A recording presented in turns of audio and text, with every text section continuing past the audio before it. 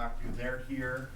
We have Sharon and Natalie from Mid-Minnesota Canine providing some therapy support animals. So if you need a break and you want to pet a really cute dog, they've got a couple of them here. We do have a support room also set up off to the side over here outside of the chambers. If you need to take a break, there's lots of things in there. That was provided by Survivors Lead and Rachel Joseph, so we want to thank them. And we also want to thank the donors who funded the recording of this by 9 North. And I want to start off by introducing our featured guests. You know, you get into these moments, and I had the opportunity to meet with the parents a number of weeks ago, and you know, I wasn't content with the silence that we've had over the last few months. There have been people that we've just stopped talking about this, and to me that's unacceptable. What happened that day changed the life of these folks forever, and it changed the lives of many Minnesotans. And I just think that it's important that we have these conversations. And I got to tell you, I called a lot of people to ask them if they'd even be interested in doing this. And the only one that picked up the phone and said yes is him.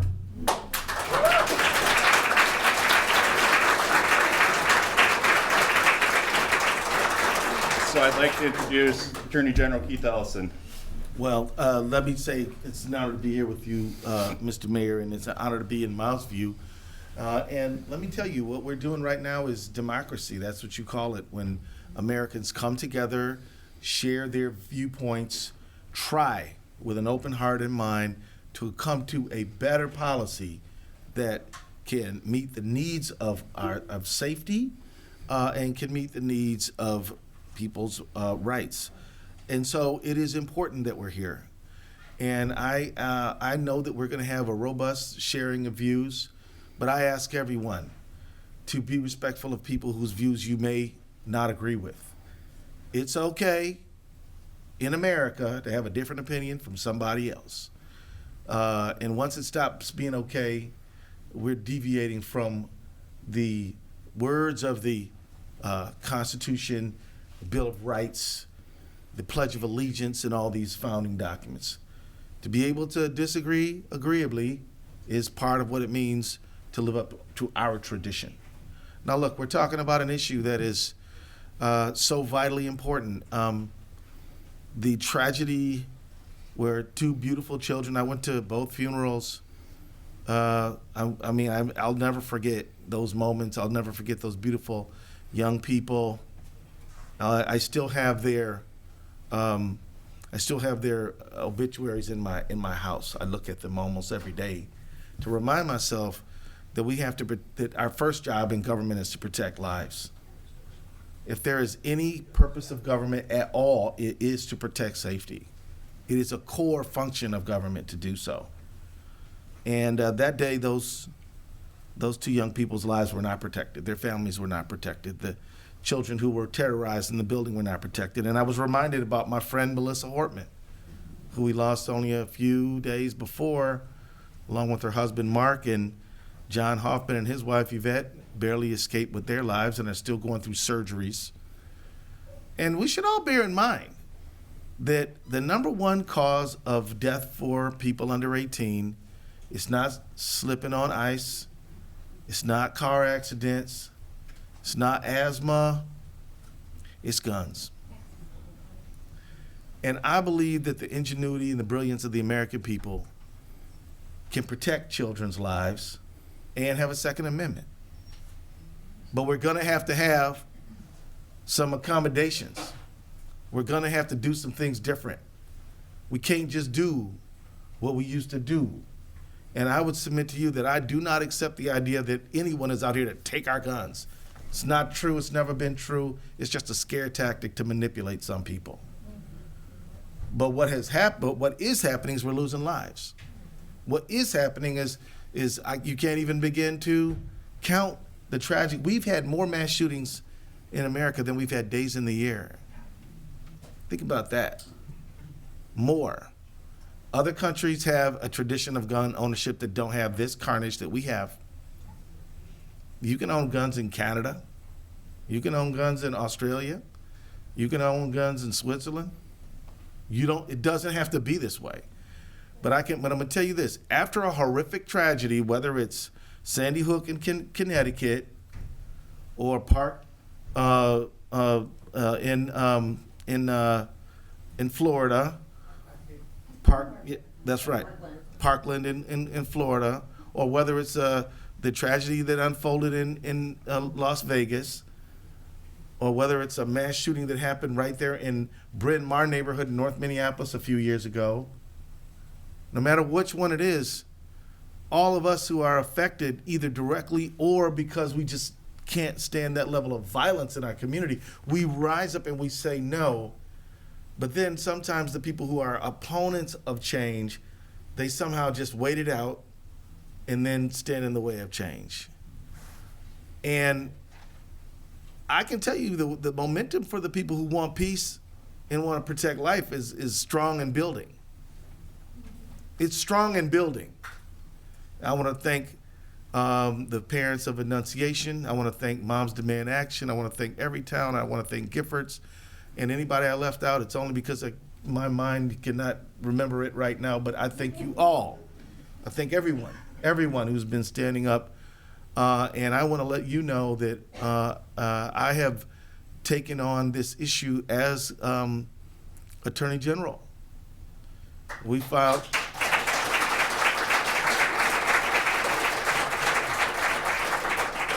We have a number of matters pending right now. One of them is a lawsuit we filed against a local gun retailer who we argue negligently sold guns to people who they should have known were straw purchasers and traffickers.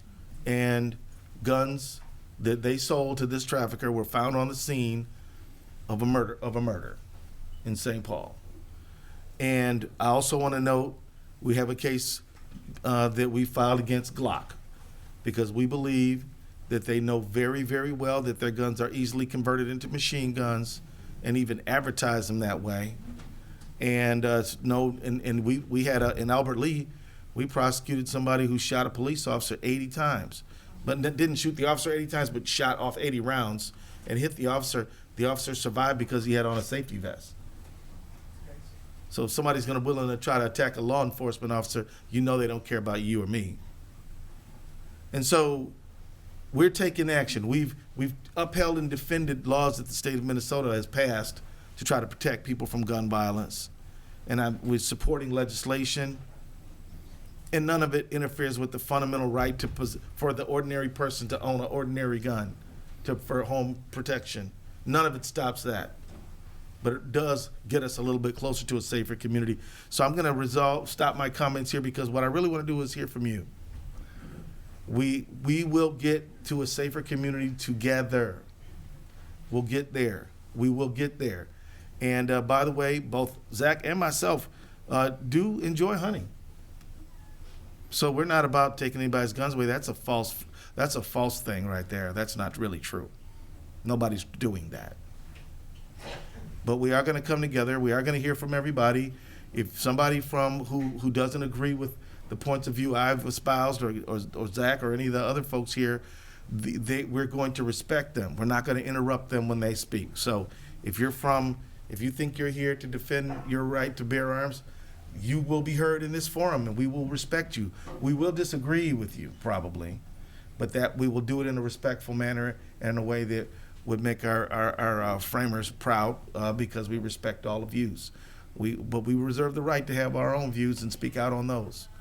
So with that, I'm going to hand it back to you, Mr. Mayor. Thanks, Attorney General. I'd like to ask us to observe a moment of silence for Fletcher Merkel, Harper Moiskis, Melissa and Mark Hortman, the Hoffmans, and anyone else lost to gun violence.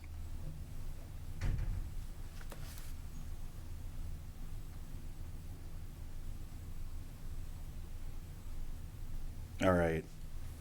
You know, I had the opportunity to attend the vigil the night of the shooting, and I was there with my 8-year-old son, and we were having a conversation about what happened that morning. And he's 8, and he started telling me about lockdown drills that take place at their school. And I didn't have any idea or know that our children were being conditioned to hide behind their desks, to hide by their teachers, to wait for an all clear. And that night changed my life because it made me look at this a lot differently. And since that point, I've taken some advocacy roles, which has led me to have a relationship with the parents that are here today. And I just want to thank you all for your courage, your desire to come and want to speak on this issue.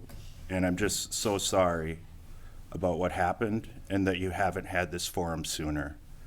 So whoever amongst you is ready to come start, the microphone is yours.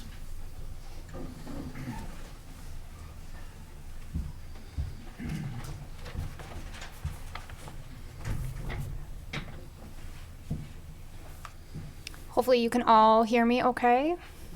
If I could, for those of you that are presenting, can you just give your first name so we can capture that? And if you want the recording of your video afterwards, just submit your email to me and I'll get it to you. Thank you. Hi everyone, my name is Stephanie Massetti.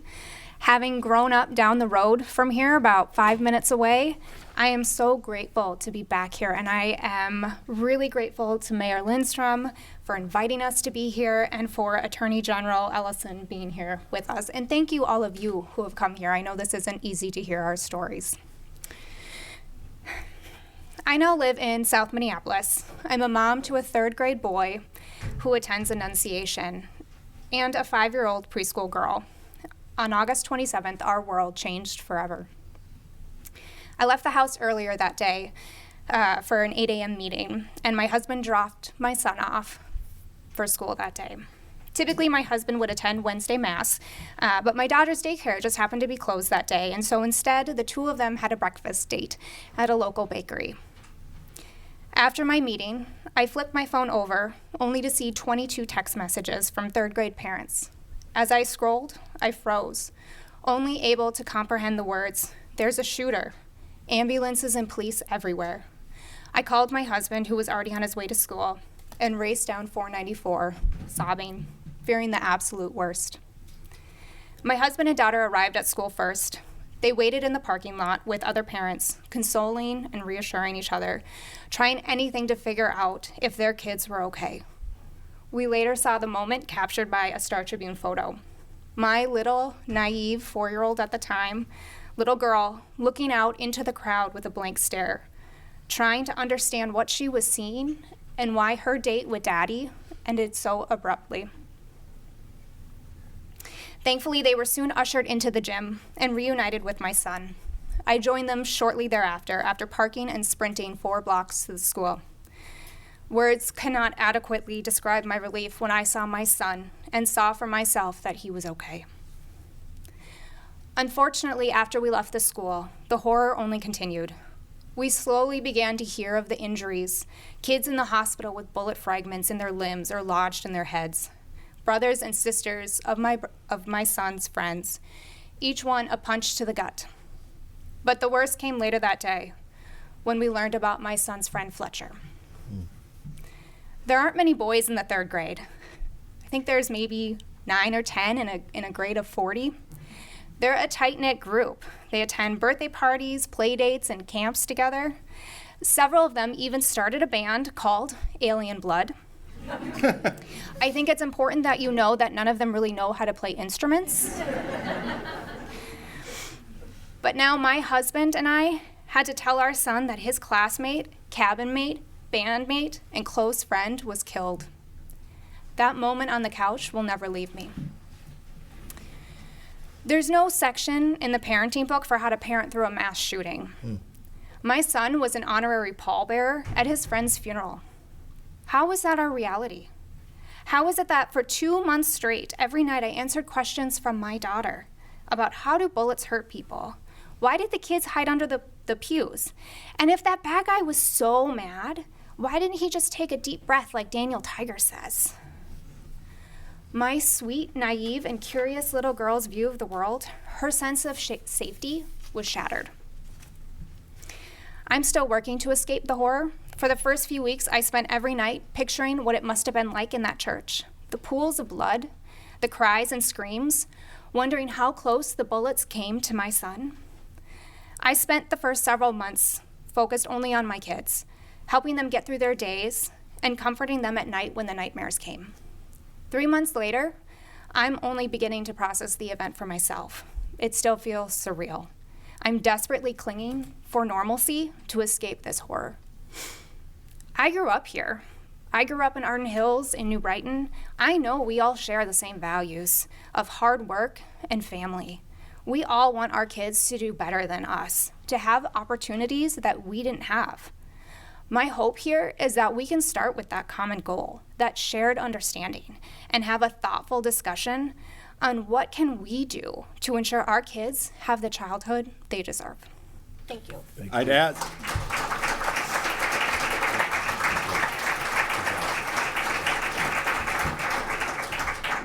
I'd ask that moving forward that we hold applause until after everybody's done presenting.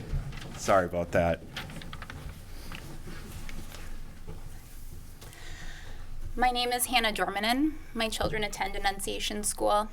They are 8 and 10 years old.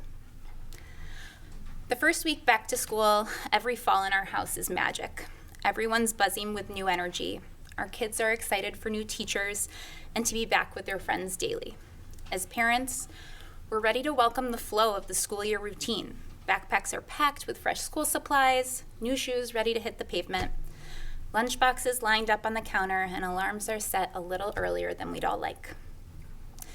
That first week, I snapped the annual first day photo, watched my children giggle and bounce their way into school with their friends, calling after them, "I love you, have fun," as I waved goodbye. And then I too was off to the airport, traveling to the West Coast that week for work. Whenever I travel, what I look forward to most each day are the phone calls from home, check-ins, updates, and quick I love yous that keep me connected to the people that I care about most. On that third day of school, the morning of August 27th, my phone buzzed early, my husband calling just after drop-off. I remember smiling, eager for the latest update as I picked up. And then, in the first of many horrifying and heartbreaking moments from that day, our entire world came undone. His sobs echoed through the phone as he tried to explain to me what he knew. There's a shooter in our kids' school, and what he did not yet know, whether they were safe. In that moment, I felt myself slip out of my body, suspended in that unbearable unknown. How was this possible? Who would do this? Our school is safe. They have protocols and processes. I've seen them in action. How could this happen to our community? And how could this happen to us? It is an unimaginable pain not knowing if your children are alive, if they are safe. It would be an hour before I learned, in a second frantic phone call from my husband, that my children had survived the shooting. 90 minutes before I was on board a plane, my body vibrating with shock and the grief of this tragedy and all the remaining unknowns. 4 hours later, I was racing through my front door, desperate to hold my family. I would learn, through pieces of stories from my children and from others, that the horror of that day came at the hands of a person standing outside on a sidewalk, shooting through stained glass windows. My children hid under pews with their classmates, praying that they might live, while this person fired more than 100 bullets in less than 2 minutes. Weeks later, my daughter would find the words to tell me more of her own story from that day. She saw her friends get shot. She saw her dear, sweet friend die in front of her. She misses him so much. She feels guilty that she could not do more to help, to save him. She is 8 years old, and her grief is so heavy. She sleeps with a light on now every night and wakes from nightmares regularly. She wishes that she could feel fully safe again. The adults of this world have a responsibility to her, to every child in that church, and to every child in every school to restore that sense of safety. It is not the burden of an 8-year-old to learn how to survive the unimaginable. It is ours, as parents, leaders, neighbors, and voters, to ensure that childhood is something to be cherished, not survived. We owe it to our kids for this to never happen again. And without thoughtful collective action, it will. I'm asking for your help to keep all children safe from gun violence. They deserve to grow up believing the world is good and that dangers like these should never reach their schools, playgrounds, or classrooms. My daughter wants to feel safe again. All children do, and it should not be an impossible ask. Thank you. Good job. Thank you.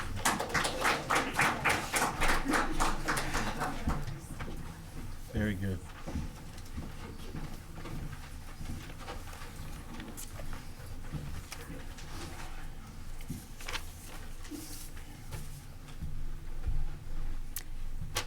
My name is Malia Kimbrell, and I have been part of the Annunciation community since my son started preschool in 2013.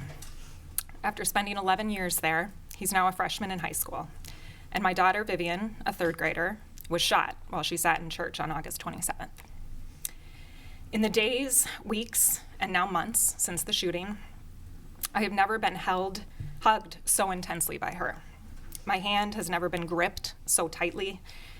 In the early morning hours, when I bend down to kiss her goodbye before work, she wraps her arms around my neck with such desperation and force that I'm left momentarily frozen, physically from the weight on my shoulders, and emotionally from a painful blend of heartbreak for what she endured and gratitude that she's still here. And it is never lost on me that the heartbreak I carry is nothing compared to what the Moiskis and Merkels carry. They aren't able to hug Fletcher and Harper ever again. And that is devastating in a way I can't comprehend. I could explain Vivian's constant need to be with me and why she'd cling to my leg and sob like a toddler whenever I had to leave her side this fall. Behavior uncharacteristic for a 9-year-old, but understandable after this trauma. Still, it wasn't until just recently that I learned more about her experience that morning that it all truly sunk in. When she wanted me most, I wasn't there. So now she needs to be with me all the time. As bullets shattered the stained glass windows, they tore through the side of the thick wooden pew. They ricocheted off the backrest around her small body. The velocity of those 223 caliber rounds was so high that they shattered and penetrated her back and arm. If those bullets hit her directly, without their path being interrupted by a church pew, she would be dead. As she left the church, she bypassed the makeshift triage area for the injured kids and followed her surviving classmates to the gym. It wasn't until a friend noticed a hole in the back of her jumper that anyone realized she had been shot. People ask me how that could be missed, but that morning there was blood everywhere on so many children. And the dark navy and green plaid of her uniform hid the blood that was seeping through. Only when a police officer lifted the jumper and saw blood soaking through her white shirt did the truth emerge. He rushed her to an ambulance, and even after the EMS team took over, he stayed with her. He didn't leave her. During that terrifying ride down 35W to HCMC, Vivian screamed over and over and over, "I want my mommy." She begged the ambulance crew to stop and pick me up, insisting she could not go to the hospital without me. In the darkest moments of her life, I wasn't there, but others were. While laying on the church floor, Vivian had her amazing 5th grade buddy, Hannah, at her side, and her teacher, whom she adores, was there too from the row in front of her, looking her in the eye from under the pew. The terror her teacher saw in those innocent faces is something I pray no educator ever has to witness again. I wasn't there, but the helpers were. Without hesitation, they were there. And so many people continue to help and support our community. While her surviving classmates were being reunited with their parents in the most chaotic morning of our lives, Vivian lay in the back of an ambulance, being stuck for IV access and having her vitals taken. I wasn't there with her, but her EMS heroes were, and her hero cop was there too. And when she reached the hospital, the hero nurses were there until I could find her. Today, the shrapnel remains inside of her body, and the scars of the bullet holes remain on her skin, permanent reminders of what she has endured. I've said it before and I'll say it again.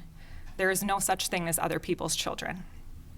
This sentiment was embodied in countless ways on August 27th and in the several months since.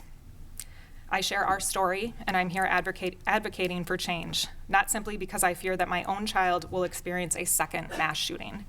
I'm here because I worry for my nephews, for my friends' kids, for my coworkers' families. I worry for you, and I worry for you, and I worry for everybody in this room. The statistical odds of becoming a victim of a mass shooting are rising, and they're rising really fast. Our community is living through devastation and a cascade of trauma that words can only barely express. The headlines have moved on, but our hearts are still broken, and our sense of safety is still shattered. And yet, because we have each other, our community is able to grieve and find the strength to move our feet. I've been asked what I want to see come of all of this. I want any and all avenues for change explored and exhausted. Our kids deserve nothing less. Mental health support, community engagement, school safety, compassionate dialogue. These things are necessary and they're important. The type of weapons those intent on doing harm have access to, it matters. Some weapons are guaranteed to result in higher body counts and cause more severe injuries. The speed and ease with which people can obtain these weapons, it matters. All options should be on the table, but doing nothing is not an option. That's right. We need our lawmakers to be helpers now too. Our passion will not fade. Our resolve will not weaken. Harper and Fletcher's light will not dim. Mark my words, we will continue moving our feet, one step at a time, working tirelessly for the safety of every child, determined to give them all a future full of hope. Thank you. Thank you.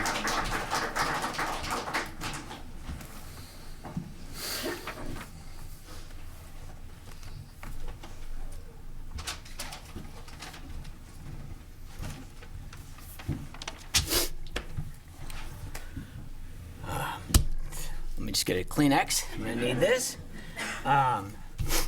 Hello, everyone. Thank you for hosting and providing us a forum to share our stories. My name is Dan Manchon. I've been an Annunciation parishioner for more than 10 years.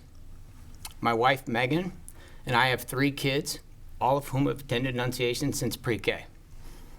Our son, Ryan, graduated from Annunciation last year, and our daughters, Lily and Annie, are currently in the 5th and 3rd grade class. On August 27th, they were in the church, hiding under the pews, as 116 bullets flew over their heads, killing 2 of their classmates, injuring dozens of their friends, and stealing their innocence and sense of safety. I cannot fathom and will never understand the terror they felt that day. But I figured I'd share a little what I felt as a parent and a father. At 8:32 on Wednesday, August 27th, I was at home, settling in to a quarterly all-employee Zoom meeting for my company, and that's when I received a text from another Annunciation dad and friend that said, "Active shooter up at school." Can't explain the feeling of receiving a text like that other than it's otherworldly. My gut sank, but I didn't feel panic. I got up from my desk, I ran downstairs, grabbed my keys, and instinctively got in my car and started driving to Annunciation. I called my wife, who was out for a run around Lake Harriet, and tried to tell her what was going on.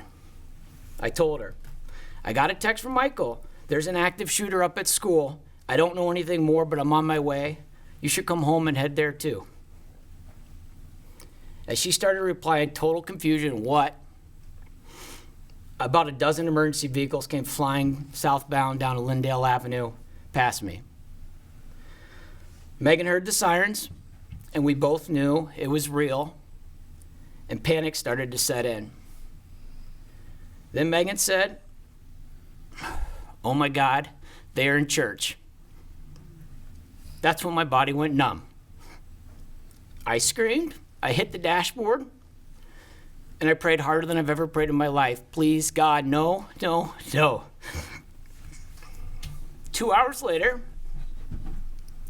after experiencing what no parent should have to go through, we had our daughters home, physically uninjured, traumatized, confused, and worried about their friends.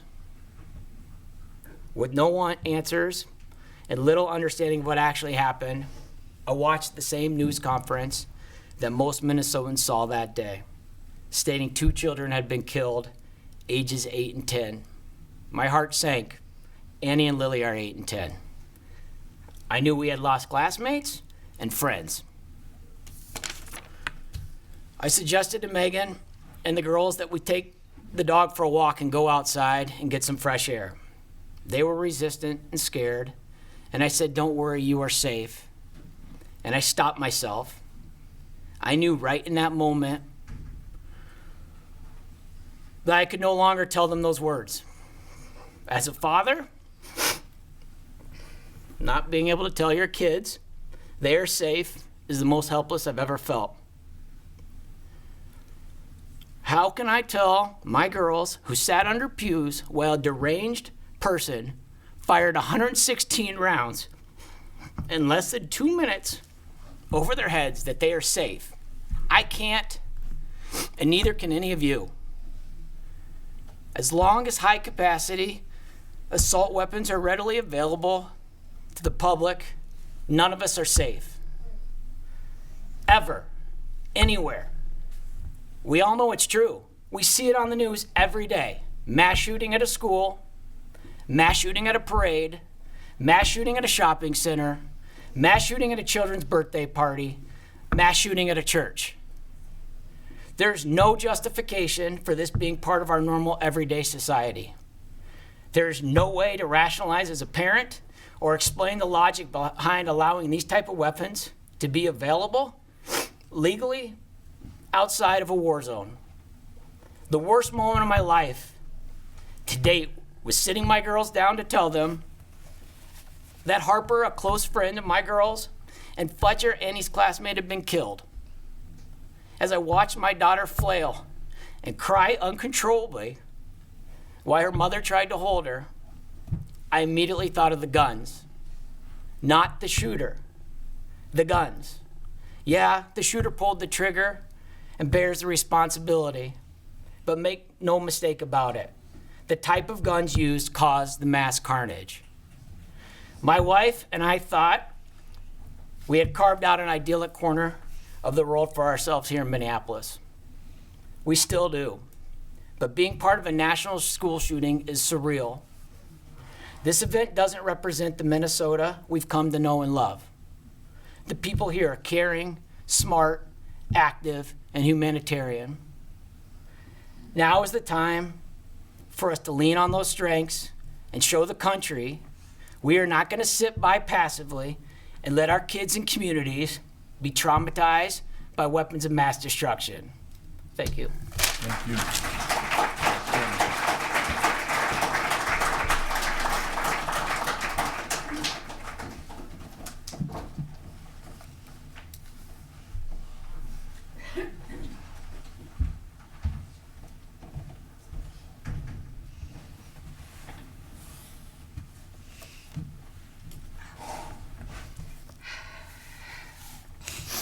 Hello, my name is Jennifer Davis. My son Sam is an 8th grader at Annunciation. I have 2 older sons, ages 18 and 16, who also attended school there. We have been part of the community for upwards of 13 years. The morning of August 27th, I was getting ready to meet the families of my new preschool class, excited about the upcoming school year. I received a text from our 8th grade mom group chat. It was shared that one of their children had used a teacher's phone to call them under the pews. There was a shooting at school. Lots of things ran through my head in approximately 30 seconds. I thought someone's child brought a gun to school. This was a hoax, or maybe a false alarm. I ran. I don't remember driving to school other than the intersection of 54th and Nicollet. I saw ambulance after ambulance, police cars, fire trucks, all speeding through that intersection. That's when I knew this wasn't a hoax. I started hyperventilating and shaking so badly I could barely drive. The text said, "Do not park near school." So I parked shortly after turning the corner, very far away from school, I found out. But I ran. I ran screaming at the top of my lungs, "Where are the babies? Where are the kids?" 2 men in sheriff's vests walked in front of me on the sidewalk. I shouted at them, "Where are the babies?" They didn't turn around, so I kept running. I finally got to the back of the school where the families were starting to gather. I heard someone say that the children were at the fitness studio on the corner. I ran there. I only saw small children, not my Sam. I ran again, back to the parking lot. My phone rang. It was a mom friend from Sam's baseball team, and all I heard was hysterical crying. It was Sam.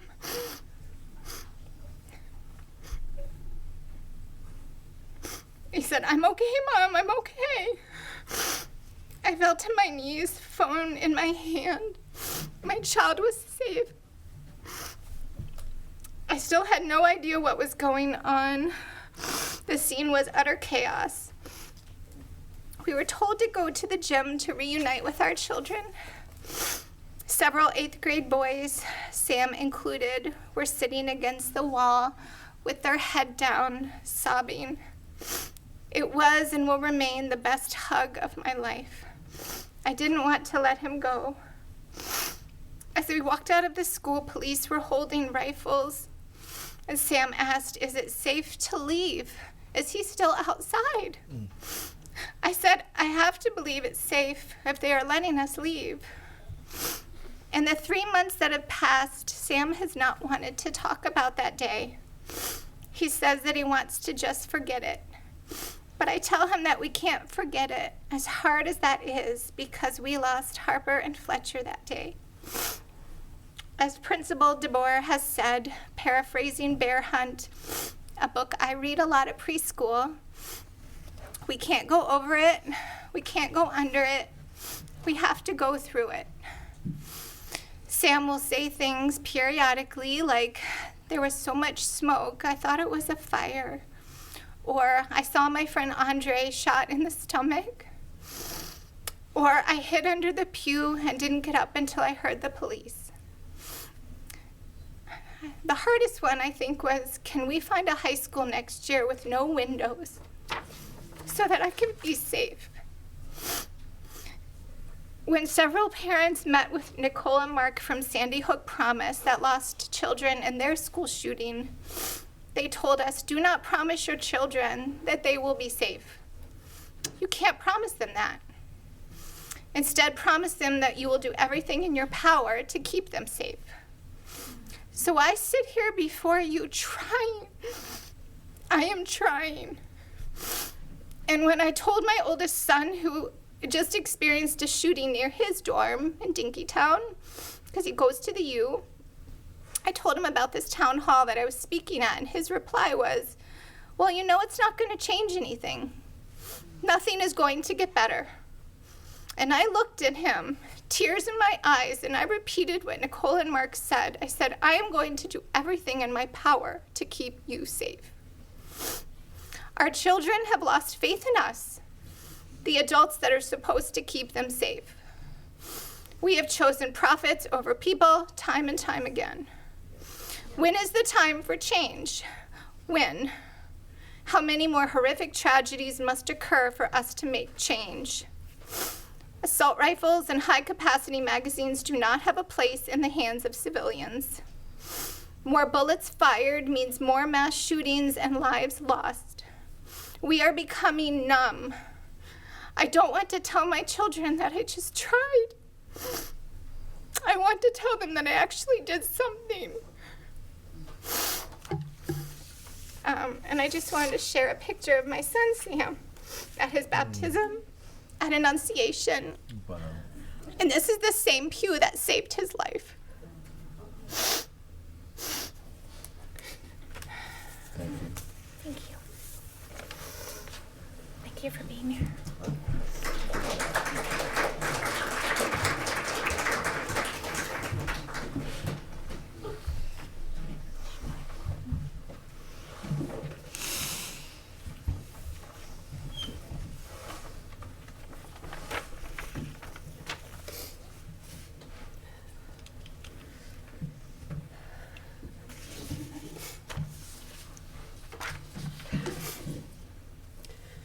My name is Casey Cervenka, and I'm here today as a mother. My daughters, Madeline and Elise, survived the Annunciation school shooting on August 27th. I'm here to share their story and to ask for your help in preventing this tragedy from ever happening again. On that day, I kissed my girls goodbye while they were still sleeping because I was leaving early to get on a plane. That morning, they walked to school with their neighbor friends, without a grown-up for the very first time. They were so excited to have some independence. Once at school, they were only minutes into the first all-school mass of the year when a nightmare unfolded. As bullets, broken glass, and smoke bombs filled the sanctuary, Elise, my 11-year-old, ran with her teacher and barricaded herself in the basement preschool room. Hearing the cries of all the children packed around her, she feared for her life and her sister's. My 8-year-old Madeline was next to the stained glass windows being shot in. She had no option to run, but rather she ducked down, witnessing the death of her friends Fletcher and Harper a few rows behind her. These are images no child should ever have to see. Adding to the horror, I was on a plane when the shooting happened. I didn't learn about the shooting until I landed, almost 2 hours later, from my husband. The relief of knowing my girls were alive was quickly replaced by the agonizing wait on the flight home. I was forced to watch live news coverage, desperately trying to figure out who was safe. Because of the reported ages of the two children who were deceased, I knew these would be our friends. Upon landing, I received a video call from Elise, who told me Fletcher was dead, and I screamed. Fast forward to 2 months later, we walked through the church with the girls in an effort to heal and reclaim the space. They were incredibly brave. But seeing the damage firsthand, it was shocking. Bullet holes marked with blue tape everywhere, in the pews, the brick walls, the baptismal font. We saw where Fletcher and Harper had been sitting, 2 rows apart near the stained glass windows. Multiple bullet holes riddled the pews where they had been. Madeline showed me where she had been just a few rows ahead, forced to duck with no pew in front of her for cover. All I could think about was how thankful I was the shooter did not enter through those doors, right where Madeline had been sitting. Elise showed me the preschool room in the basement where she hid. It was right below where the shooter had been firing. They threw furniture against the doors that opened outward and had no locks. She hid next to the egress windows, which only had a metal grate separating them from above. When the police came to get them, they were led out to where the ambulances were loading their injured classmates onto stretchers. Now my daughters are haunted by nightmares. Being alone, even in the dark, they trigger the terror all over again. We had worked so hard to build their confidence to walk to and from school by themselves, but they no longer feel safe. They jump when the doorbell rings and dive for cover. The innocence of their childhood has been stolen. I'm trying to help my hearing impaired child wear her hearing aids again. But she is still so set off by loud noises. Her anxiety is heightened all the time, requiring medication and therapy. She sits in class not paying attention to instruction, but rather wondering where she should hide at any given moment should a shooter walk through the doors. Every night I wrap her in a weighted blanket and I hug her, assuring her she is safe until she falls asleep. My younger daughter has a different way of processing the trauma. From poring over photos of her friend Fletcher, to keep him forever in her memory, to acting out what happened in gory drawings, and imaginary play in video games. She can't sleep through the night and comes in bed with us often. I want to share with you one thing that has tried to help her heal. This was an art project her class did recently. She wrote, "My Bed" by Madeline. I close my eyes and I fall to sleep. I start to dream. I hope they are good dreams. And this is her dream quilt that many of her classmates did.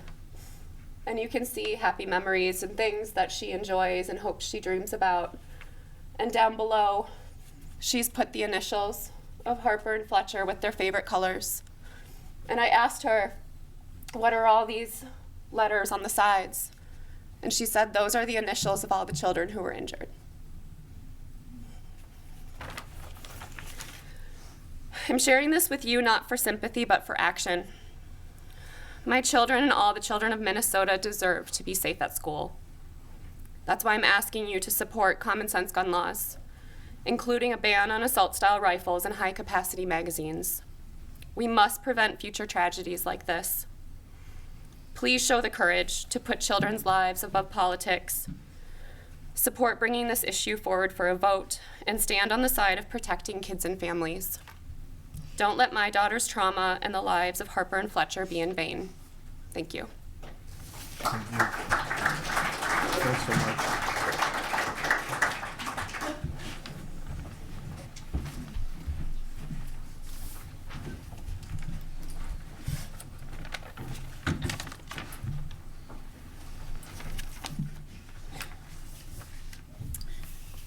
My name is Carolyn Brownlee. I am the mother of 4 children, 3 of whom attend Annunciation Catholic School. I am also an alumni. I was baptized at Annunciation. My sister was married there. My family has a long history in the church. The day before the shooting, I had my 4 kids stand outside of our house, and I snapped the annual back-to-school photo of them in their uniforms to document their first week of school. Little did I know that the next time I'd see photos of my children would not be when I'm scrolling through trying to find a picture for our Christmas card, but instead, it would be hours later on national news. You see news and stories and photographs, and you never think it could happen to you. You never think that your children, your friends, and their children are going to become the subject of news headlines. I have 3 boys. 2 are at Annunciation. They're in 7th grade and 8th grade. And their 2 biggest passions in life are hockey and hunting. The joy and ease that those passions bring to them is forever changed. And in fact, it was nearly stolen from them. Shortly after August 27th, our hockey association started their preseason clinics. It wasn't just my boys, but many of the hockey players from Annunciation could hardly skate because they couldn't stand the sound of the pucks hitting the glass. My 7th grader has been counting the days, the years, the months until he can go hunting with his grandpa and his brothers. His gun safety field day was supposed to be 10 days after the shooting. Obviously, we had to cancel that. My daughter is in 4th grade, and her largest passions are animals, dance, and travel. Her grandparents live in Chicago. She was taking a special trip with her dad to go visit Grandma and Grandpa. And now she has a fear of flying. She also has paranoia around being in her uniform in public. She is so excited to be independent. She's the youngest of 4 with all these 3 older brothers, and people have always been surprised about how independent she is. She's wanted to become a mother's helper since she was in kindergarten, basically. But now I can't even leave her home alone. I want to tell you what I've lost after August 27th. I've lost the ability to drop my children off at school with joy and confidence. I've lost my space of worship. I have lost the feeling of pride when people ask me where my children go to school. I say Annunciation, and it feels like I get slapped in the face every time because of the look of pity on their faces. I have lost every parenting tactic that I have ever known and used. I cannot rationally reason with my children anymore because nothing about this is rational. And statistics don't mean anything when you are a statistic. I've lost a lot of sleep, and so have my children. I want to tell you about a couple things that I have gained. I have gained a deep sense of gratitude for the greater community and for our small community as well. I've also gained an understanding of what it means for people to hold space. So many of you around the country have just held us, and you've allowed us to give you tiny pieces of our grief to hold, and we're so grateful. I have family on varying sides of the political spectrum, and many of them are quite extreme on one side or the other. It gets ugly at times. And so what I am asking is that no matter where you stand, no matter who you are, that you just start to have conversations with someone who doesn't agree with you. Thank you. Thank you.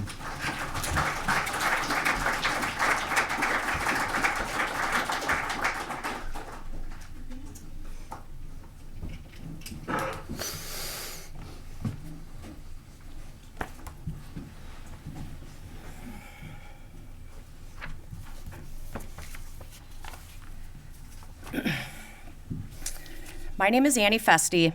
I'm a mother of a 2nd grader and an 8th grader at Annunciation Catholic School. August 27th began as an ordinary morning. The kids were excited for their 3rd day of school. After dropping them off, I took the dog for a walk before going into work. Everything felt calm, normal, and safe. And then I got a text. There was a shooting at school. I couldn't breathe. I stood frozen on the sidewalk, rereading those words over and over again. Then a flood of calls came in confirming the unthinkable. This was real. I ran home. I jumped in my car. The drive to school felt like a blur. Sirens flashing lights, helicopters overhead, emergency vehicles racing past me, my hands shaking at the wheel. As I arrived at school, I got a call saying that our son was safe and going to the gym. But what about our daughter? Every unimaginable thought raced through my mind, a terror that changed something in me forever. As staff gathered the children in the gym, our son sat there completely distraught because his sister was missing. My husband, a captain on the Minneapolis Fire Department, was thankfully not on duty that day, and he was right there with me. In those chaotic moments, firefighters were searching for our daughter and comforting our son. It took only 7 minutes to find our daughter, but in that moment, it felt like hours. Even after we knew our children were safe, the fear didn't leave. It follows me at every drop-off, every single morning. No parent should ever live with that. And yet here I am, staring at my 2 physically uninjured children carrying deep trauma. My 8th grade son had to grow up in an instant that day. He remembers walking to church with his little buddy who was upset that he wore his Crocs to school because he wasn't going to be able to run fast at gym. My son joked, he said, "Put them in sport mode. You'll run fast." Little did they know, minutes later, they were running for their lives, diving under pews, clinging to each other in terror. Our son saw his little sister as the kids were filing into church. She stuck her tongue out at him. They laughed, just being kids. Then the shooting started. Dane threw his sweet, toothless first grade buddy under a pew across the aisle. He knew they couldn't stay because of the screams and the sights he saw. He grabbed that little boy's hand and never let go. He laid under a pew, counting the seconds of terror while staring directly at another child who was gravely injured, blood everywhere.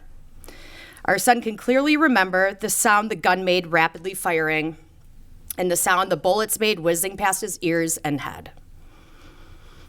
No child should hold memories like that. A few rows away was our daughter.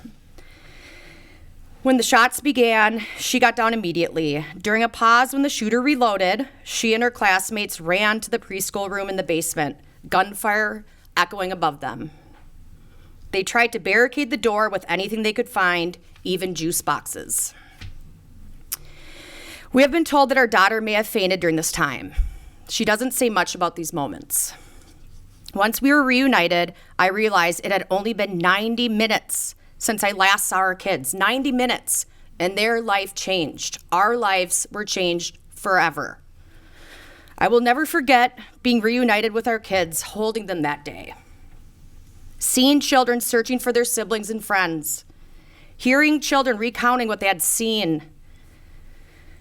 And the look of terror on every single child and teacher's face. These images will stay with me forever. Our children are considered uninjured victims, carrying wounds that nobody can see. Our once fearless 8-year-old couldn't sleep at night, terrified the shooter was outside her window. Wind, nightfall, and sirens make her pause. Our son, who has hunted for years with his family, skipped this year's trip. He doesn't know if he can ever hear the sound of a gun again. Both kids are supposed to celebrate major sacraments in the Catholic Church this year. Instead of preparation and joy, we're trying to figure out a way just to get them back into a church. My children are my heroes. Every day they wake up and confront fears no child should ever have to carry. Every day they choose healing with open hearts and minds. Their strength and their courage humble me. In telling our story, I hope it sparks conversations, a change that our children and community desperately need. As adults, we have a responsibility to do better. Our children deserve to learn, to laugh, to simply live without fear. Yet, we are on this dangerous trajectory, and doing nothing means accepting another community, another family, another child's life will be shattered next.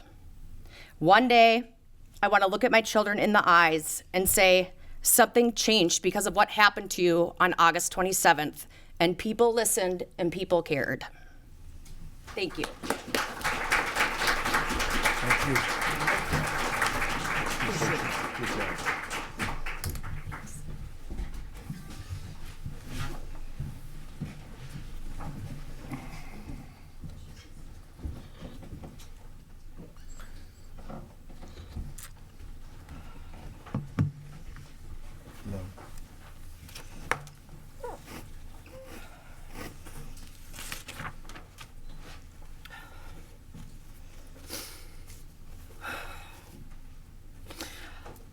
My name's Diana.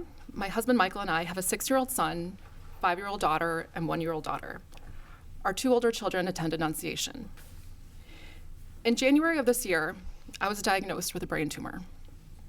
Scared and difficult are an understatement. After recovering from a complex surgery, I told myself that 2025 could only get better for my family and myself. And I believed that until August 27th. I vividly remember dropping off our kids at school on August 27th. The day before, our middle daughter got a new bike. That morning, the 3 of us pedaled to school. I remember passing by Principal DeBoer, who, not surprisingly, paid us a kind compliment for our mode of transportation to school that day. Like every drop-off, I hugged each of our children and told them they were going to have a great and safe day. In hindsight, I feel like I lied to them, because that day couldn't be further from great and safe. At the time of the tragic event, our son was in Mass and our daughter was in the preschool room located in the basement of the church. They don't fully understand what happened that day. Our understanding of their experiences is pieced together from the narratives of others. There were many heroes that day. A group of heroes I want to highlight are the older children, especially the one of our son's 8th grade buddies. After hearing their story and walking through the church to comprehend their experience, I have no doubt that our 6-year-old escaped physical harm thanks to the quick thinking, bravery, and selflessness of his buddy. Our son and his buddy were sitting on the window side of the church.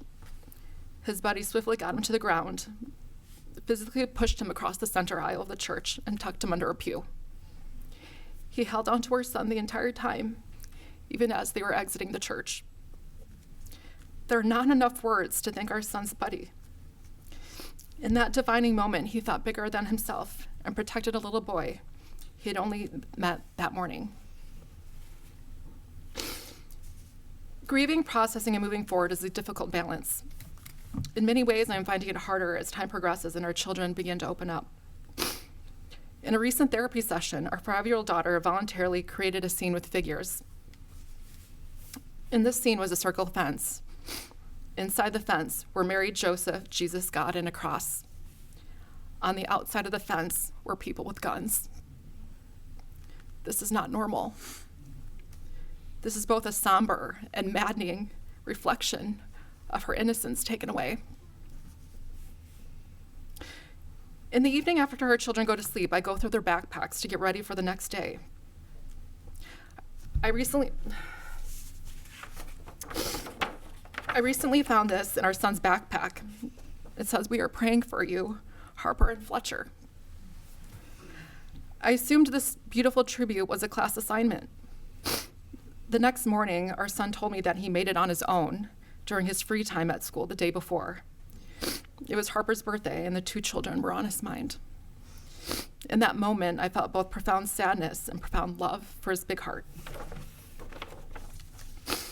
Lives are forever changed in our community. The loss is deep, the healing is hard. The stakes are high that this heartbreak doesn't end with Annunciation unless something is done around gun violence prevention. Children throughout Minnesota deserve to feel safe in places of learning and worship. Children deserve to feel that their lives matter. Please let this tragedy be a catalyst for change.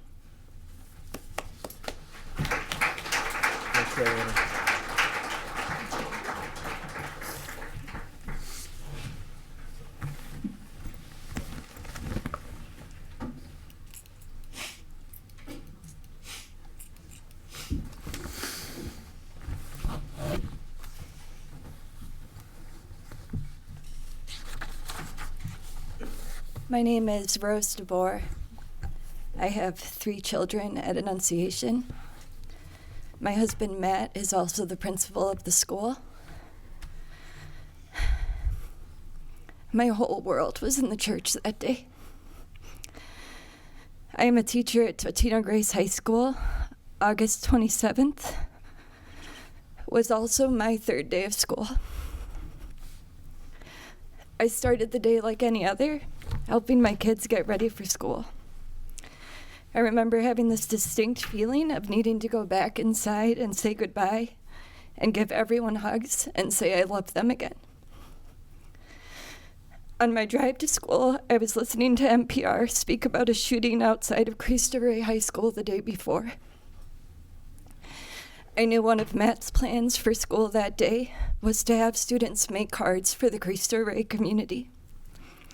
He was going to invite them to do this after Mass that morning.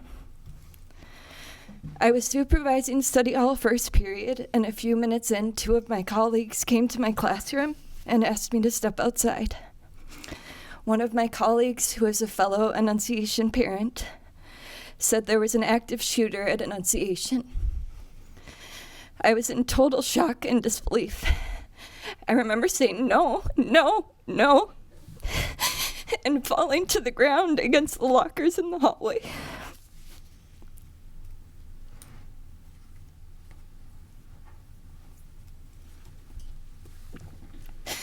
I I remember going to my colleague and saying, if there is a shooter, Matt is going to try and get between him and the kids. He will put himself in harm's way. I was terrified, and I learned later that is exactly what Matt did. I called him repeatedly but couldn't reach him. On the way to Annunciation, a 25-minute drive that felt like hours, I tried calling every parent I knew to ask if they had seen my children or Matt. At one point, the sheriff called and said, Matt and 2 of my kids were safe. I asked about my 3rd child, and the sheriff said they had no idea. I couldn't breathe. I called and called. At one point, another parent called me to say they had my son, and he was really scared because he couldn't find his sister. I stayed on the phone with him, trying to comfort him, until I heard him call for his sister nearby. I heard them sob together. My family was physically safe. The relief I felt was short-lived. It was immediately followed by a strong sense of guilt that other parents didn't have that relief yet and may never experience it. This was heartbreaking. I was shocked by the immediacy of that feeling. When we got to Annunciation, I was physically unable to walk. My colleagues came on either side of me and held me upright as we walked into the school. I couldn't do it alone. The gift of hugging my children and Matt again was the most important moment of my life. I share my experience of that day because it's important to viscerally feel what goes through a person in this situation. I also want to be clear that August 27th wasn't a one-day event. We are still struggling and recovering months after the worst day of our lives. The pain is still visceral. When I think of that moment when I was told about the shooting, it makes me want to vomit. I returned to work for the first time this week to substitute. Months after August 27th, I struggled to be 25 minutes away from my family. My husband Matt's job is all-consuming. He is at Annunciation working 70-plus hour weeks. Matt has always said it is his job to keep students safe. He feels that he failed at this on August 27th. The truth is that no human being can keep children safe from an AR-15 and the 116 bullets that were shot at our children that day. I struggle with that, and I hope you do too. I also struggle with the fact that as the wealthiest and most powerful country in the world, we have to worry about our children's safety at school. August 27th was not inevitable, it was preventable. That is why I am here today. I have never spoken publicly about this topic, but I will keep speaking until my children know that Minnesota's leaders care about them and about all of our children. There are people in this room who have power to change our children's lives and keep them safe. As we say to our children at Annunciation, please be brave. We owe it to Harper, to Fletcher, and to all of our children. Thank you.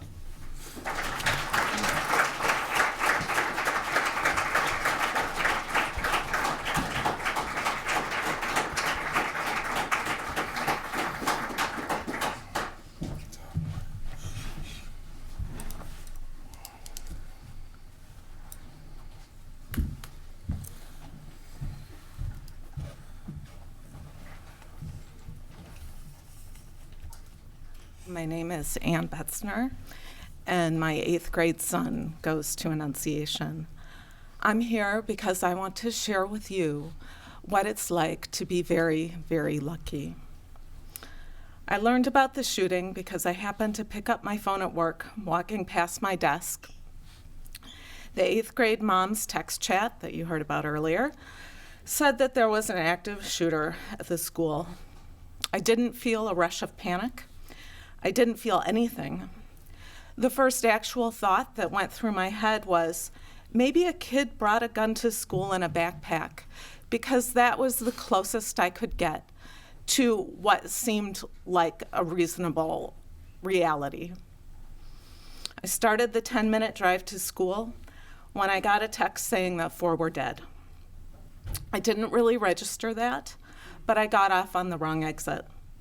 I turned around and said to myself, do not crash your car, do not crash your car, do not crash your car. It is your job to get to the school. When I got to the right exit, I couldn't turn the right way because there were so many emergency vehicles. In retrospect, I probably could have turned the right way, but I don't think I wanted to acknowledge what was happening. I joined a stream of parents waiting to enter the school. I don't know what I thought. I saw a mom I know rush past crying, saying that her younger son was in the hospital. It didn't register with me. I didn't understand what was happening yet. The first moment that I started to understand was seeing one of my son's teachers holding the door. The look of horror on his face was overwhelming. And what is very important for me to share with you here is that there are not words to describe what that looks like. There are not words that can convey the pain that people who were there experienced. I got to the gym. It was calm, it was organized, but it was smelly and humid. And I found my son in the throng and hugged him and said, "It's okay, you're safe."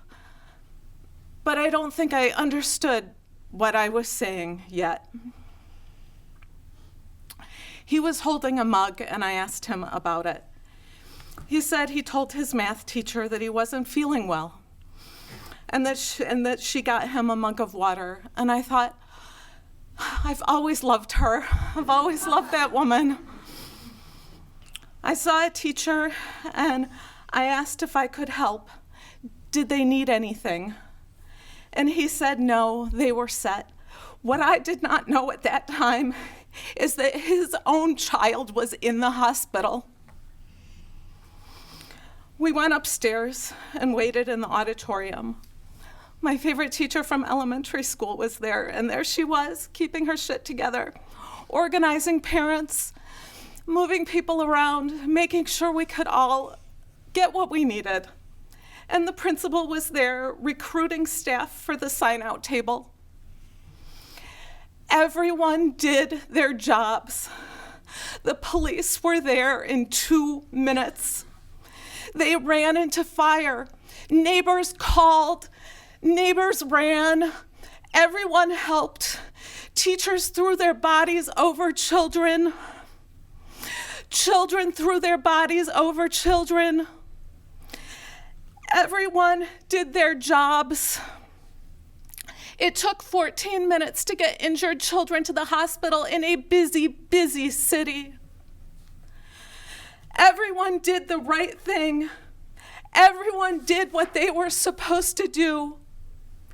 And this is what lucky looks like. The pain of that day is almost unimaginable.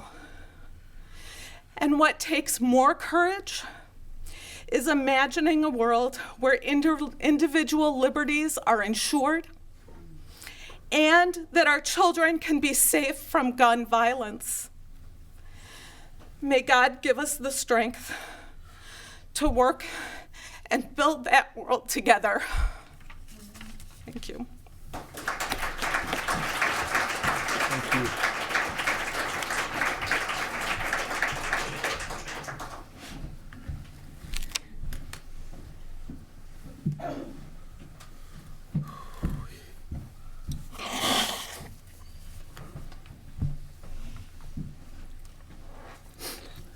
Hello, my name is Michael Mishler.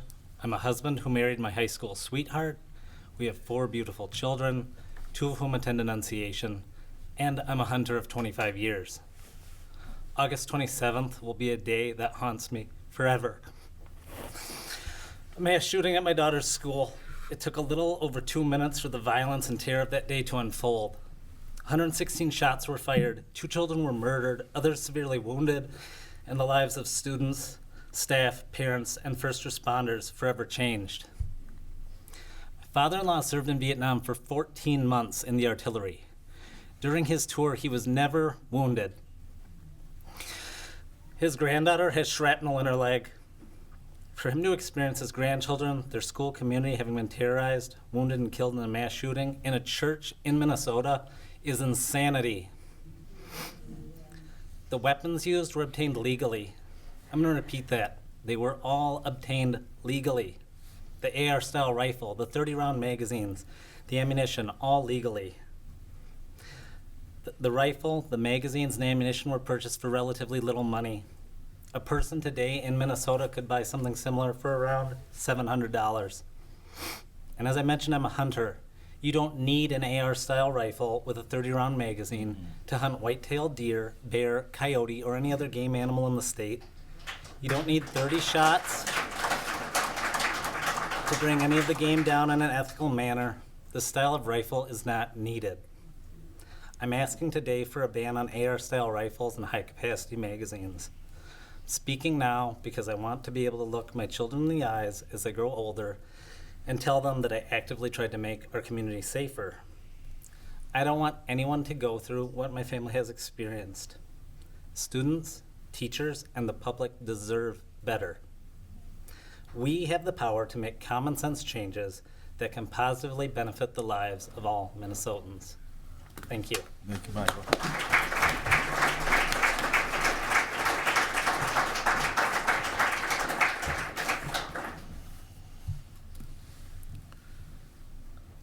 By count, that's everybody, right? You know, one of the questions that was asked of me is, why would we do this in Mounds View? You know, somebody said, you're not their mayor, this ain't their city. But this is our story. We're all 116 rounds away from this story. And that's why we're here, because everybody needs to understand, if this happens in your community, this is what it is. Real trauma, real pain, stuff that you can't even imagine. And we're talking about kids. Talking about being able to keep kids safe. And one of the thoughts that I had when I was standing on that ball field that night when my son told me that story is like, we have failed to do that. I think about, we have 4 schools in this community, and we do what we can, but there's opportunity, and it's scary as hell. I just want to thank you all for having the courage to come here today and share. I know it's hard, I know it's difficult, and I hope that the entire state hears what you have to say. I say we give them all a round of applause.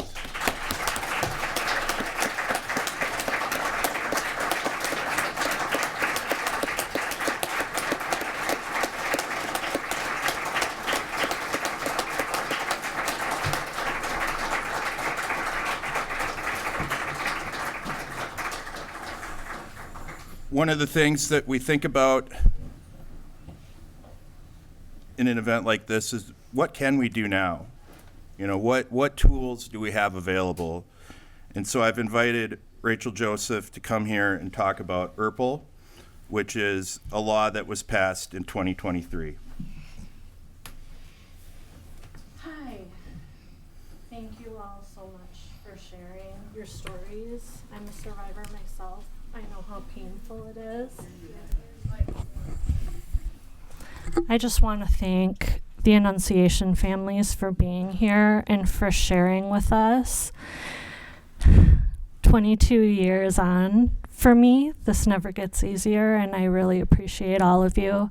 I also want to thank the Attorney General for being the only lawmaker, politician to answer the call when Mayor Lindstrom decided to host this event.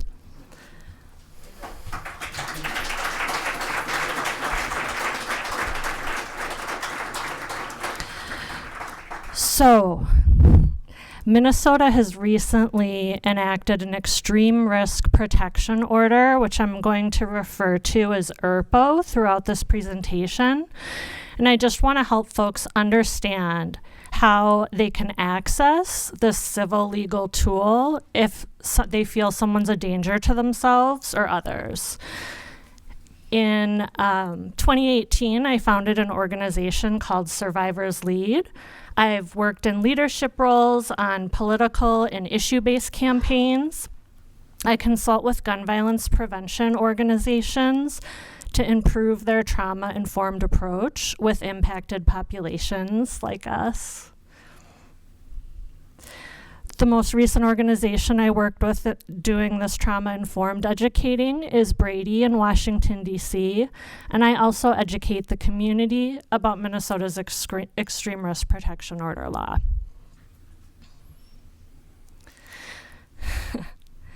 This is my Aunt Shelley, and the photo at the top left is my absolute favorite to show of her because if she were still here, she would wring my neck. She's probably rocking her 90s mullet. And then I look over at the black and white and remember her gorgeous smile, and I can almost hear her laughter. This is laughter that I will never hear again, and that my children never were able to hear, because when I was 25 years old, Shelley was murdered at the Hennepin County Government Center by a distant cousin with a long history of harassment who never should have had access to firearms at all.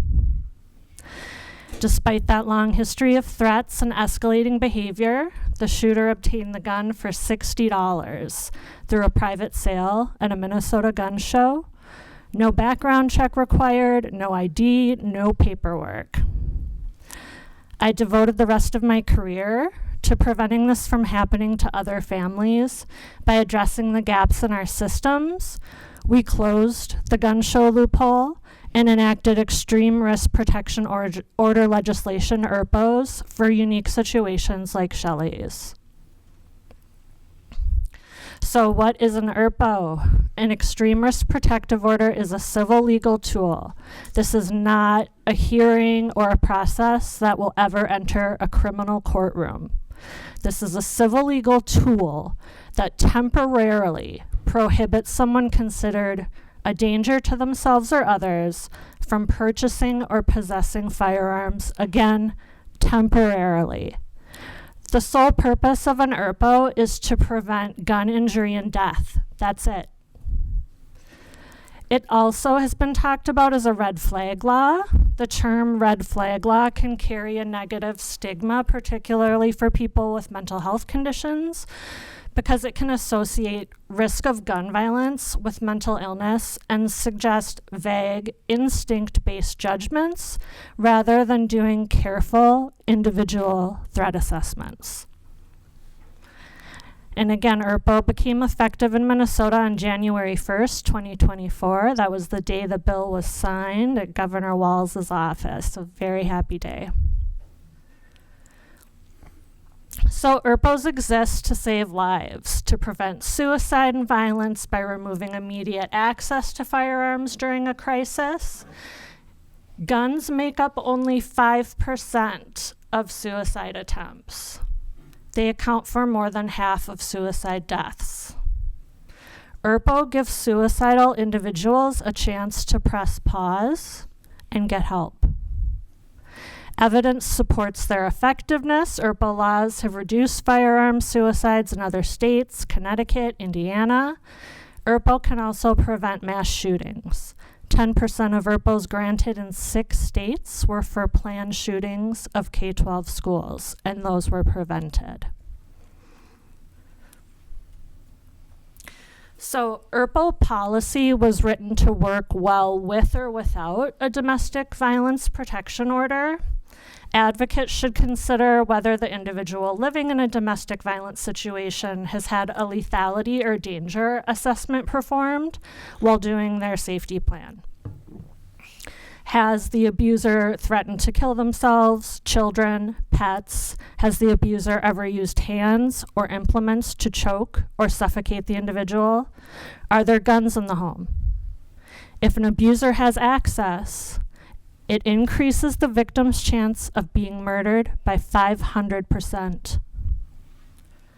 If the abuser has access to firearms, best practice for advocates is to file that DVPO, the Domestic Violence Protection Order, and ERPO together.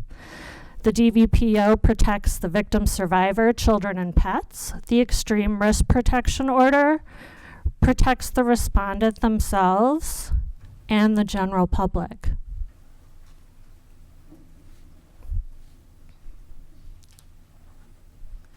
So who can petition? Minnesota is a little unique in this way. Law enforcement, chief officer, designee can petition for ERPO. City or county attorneys can assist in petitioning for ERPO. Family or household members, including spouses, parents, children, roommates, or romantic partners, can all petition for ERPO. Mental health professionals in Minnesota cannot petition. However, they can alert the sheriff if they feel an individual is at risk of harming themselves or others, but they cannot directly petition.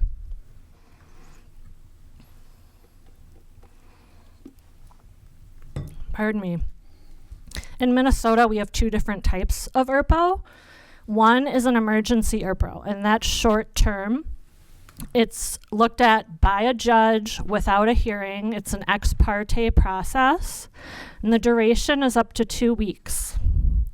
The second type is the final ERPO. That is issued after a hearing with the respondent and the petitioner present, and the final ERPO lasts 6 to 12 months. You can also file an extension on these final ERPOs if an individual needs more time to get support.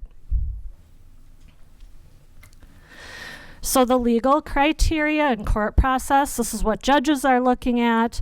The petitioner must prove clear and convincing evidence that the respondent is a significant danger to self or others. So courts are going to look at factors like a history of threats or violence, violations of previous court orders, criminal arrests. They're looking for violent misdemeanors and felonies, and a history of reckless firearm use or cruelty to animals. And I just want to make it clear that a history of self-harm or serious mental illness on its own is not enough to petition for ERPO. And courts should consider evidence-based criteria, not that mental health diagnosis by itself. So how well are ERPOs working? They took 20 years to pass. What do we know so far? In 2025, state court data shows that 401 cases have been filed, and that's through November 15th, from when the law first took effect in 2024. 71% of those petitions were filed by private parties. So that's only 17%. That's really the work I'm concerned with, is educating individuals and the public at large, maybe communities who are distrustful of law enforcement. I want to make sure everybody knows how to access this tool should they ever need it. 330 of the total 401 petitions were filed by law enforcement. That's over 80%. 21 petitions, 5% were outright rejected by the courts, so they are not all just granted. We are not out there grabbing guns. I assure you I'm not going door to door with a bucket, and I have nothing to do with the court process at all. So in 2025, the utilization of ERPO is on track to double. Again, like I said, 401 total petitions have been filed since the law took effect. And early research is showing that ERPO is incredibly effective in preventing suicide by gun as well. For every 17 to 23 ERPOs issued, 1 suicide is completely prevented. So I know this is hard to look at. We don't often like to show the face of the person who commits an act like this. This is Susan Berkowitz. This is the woman who murdered my Aunt Shelley. She had a long history of harassment, as you can see from the headlines. She was banned from multiple businesses, the post office, McDonald's, Red Cross. She couldn't go in anywhere without causing an issue. She had a history of mailing threats, leaving threatening messages, physically stalking her victim. She had a history of assaulting my Aunt Shelley, who was supervising a visit between her and her elderly parents. She has a history of mental health diagnoses, really her whole life, and nothing ever seemed to help her or change her behavior. She started leaving dead cats to harass and terrify Shelley. And then she began using the courts to harass. She became a frivolous litigant. She was actually banned from Ramsey County courts, so they protected themselves from her frivolous litigation, but not my Aunt Shelley. So Susan Berkowitz went over to Hennepin County and continued filing lawsuits there. Shelley made numerous calls to law enforcement. She had a restraining order in place. Shelley did everything right. She called police and her attorney every time there was an incident.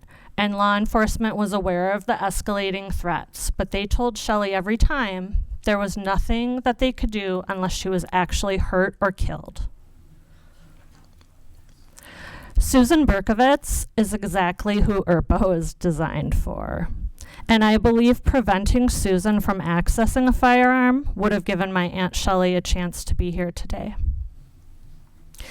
I share this example and my family's experience with you, not to upset you, but to show you that risk can escalate within families. And I want to show the totality or how the pattern of escalation can look and how these warning signs should be considered.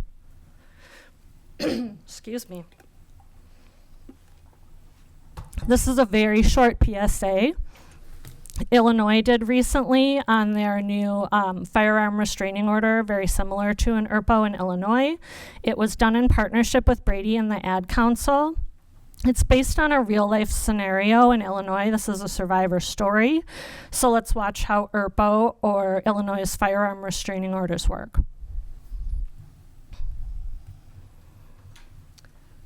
Do I have volume?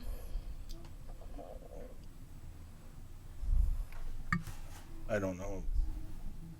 Somebody's trying to do it. Nope. Do I have volume on the...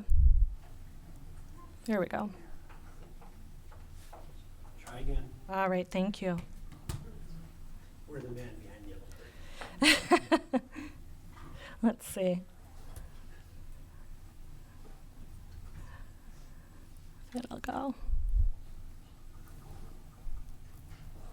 Doesn't want to.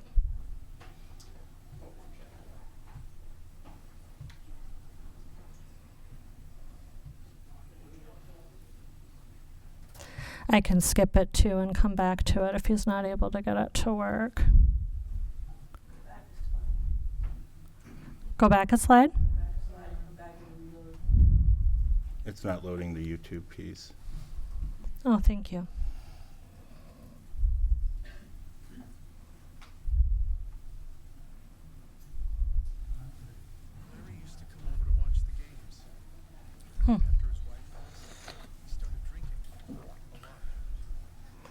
Well, I'll come back to that and show it at the end. I apologize. What I do like about the PSA, when I can show it, is that it shows the individual, his neighbors being concerned for him, and working together with family and friends to file that ERPO, and it also shows him getting his guns back. So the Minnesota ERPO process, once it's issued, the respondent must relinquish firearms within 24 hours to law enforcement or a licensed dealer. Protect Minnesota is working on a great map of safe storage sites that I think is going to be really useful to respondents who need a place to relinquish those firearms. Law enforcement compliance with orders includes immunity and structured firearm handling procedures. The most important thing that I want to emphasize is that ERPO is an act of love. It works best in partnership with family, friends, and others who care about the individual, and they can partner with advocates or law enforcement officers to file the petition together. In June 2024, the Supreme Court overturned the Fifth Circuit decision in U.S. versus Rahimi, which was a domestic violence firearms case, and they found that an individual found by a court to pose a credible threat to the physical safety of another may be temporarily disarmed, consistent with the Second Amendment. We have had some challenges in implementation so far. Some opponents argue that ERPO may circumvent due process or lack transparency, particularly with that ex parte or emergency order in that process. There's been uneven adoption. The last time I checked, which was early September, 39 out of 87 counties had not filed an ERPO petition at all. And we know that there are folks in every community that ERPO can keep safe. So again, I'm really focused on education and non-law enforcement pathways to petition, so anyone who needs to access this life-saving tool knows how. For those interested in learning more about ERPO, my dear friend Catherine Fleischer and her colleagues at Johns Hopkins literally wrote the book on ERPO. It would probably be very boring to read cover to cover, but you can find a lot of information at erpo.org. erpo.org. They also provide research, best practices, statistics. It's available to the public in a free resource. I'm always available to discuss scenarios with law enforcement, other victim survivor advocates and families, confidentially to connect you with resources and provide support. You can also visit survivorslead.org to find that information. So again, next steps, raising awareness, making sure everyone knows how to access this tool, providing support and resources for individuals and families in crisis, and educating the public at events like we're doing here today. Thought it was interesting that you brought Nicole and Mark up earlier, because 2 weeks ago, my child's middle school was on lockdown numerous times in 1 week. Kids were being locked in the gymnasium without any information for over 2 hours. I want to make sure to provide this amazing resource. It's from Sandy Hook Promise. It's from Nicole Hockley. It's absolutely anonymous. This can be a resource for kids, for educators, for school administrators, for anybody. If you know of something, you heard something that didn't sound right, maybe there's a potential threat, this is so you know how to report it anonymously. And they're available 24/7, 365. They have trained crisis counselors to listen to your concerns. And again, this is completely anonymous, so please listen to your gut. If you see something, say something.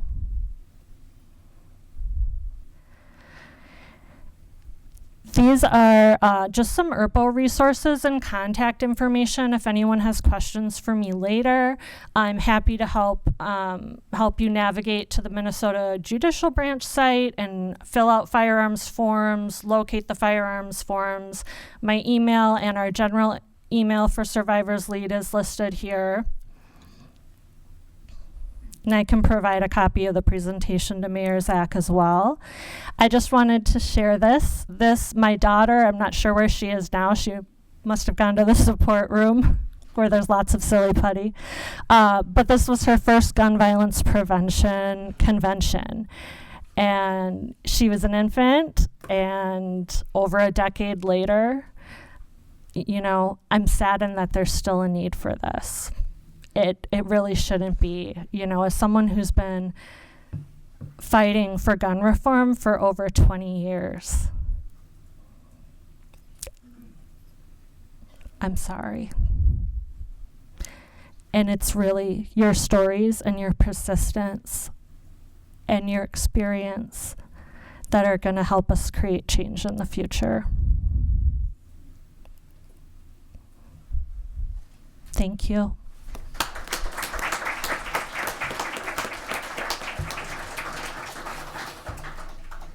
Attorney General, any more to add to some of the tools we have available and what we can do now? Well, I really want to thank you for that excellent presentation about ERPOs. And one of the most important things about your presentation is that it signals that we can be successful banning these assault rifles and high-capacity clips. I know that there is some sense that nothing's going to change. Well, something just did change. She showed you it changed. It took 20 years, but we did it. It can be done, I promise. And so this is a objective example of the possibility of change, and she just said it. We can do it faster this time because she's laid the path down. And so what we really need, I think, is an author of a bill who can say, hey, look, we're going to say that in Minnesota we don't really need, except for some law enforcement exceptions, people to have these kind of weapons. I also want to note that there a lot of people who study this stuff and who know more about it than me have said you got 5 basic areas that we need to figure out ways to solve for. One is domestic violence. And again, in the last presentation, it may be domestic violence, but it may not be. But the other one is these school or building or theater kind of environments. Another one is streets. I'm from North Minneapolis, and you all know that there's that. Then there's suicide, which is a major problem. And then there's accidents. 11-year-old Johnny wants to show his friend Dad's cool gun. We have to solve the problem through legislation, but also we've got to do law enforcement because there is a lot of sales to people who are clearly going to be trafficking. There's a lot of guns, a lot of folks. We need responsible gun retailers out there who are going to have their training and their attention up for somebody who is probably buying guns to sell to somebody else. That is amazing. Right. And let me just say this about that. Thank you for mentioning that. If I will tell you that if you can find that straw purchaser, they will be prosecuted. Does anybody know the name of Miss Wiley, who was killed? This is a 26-year-old woman. She was just out on the town with some of her friends.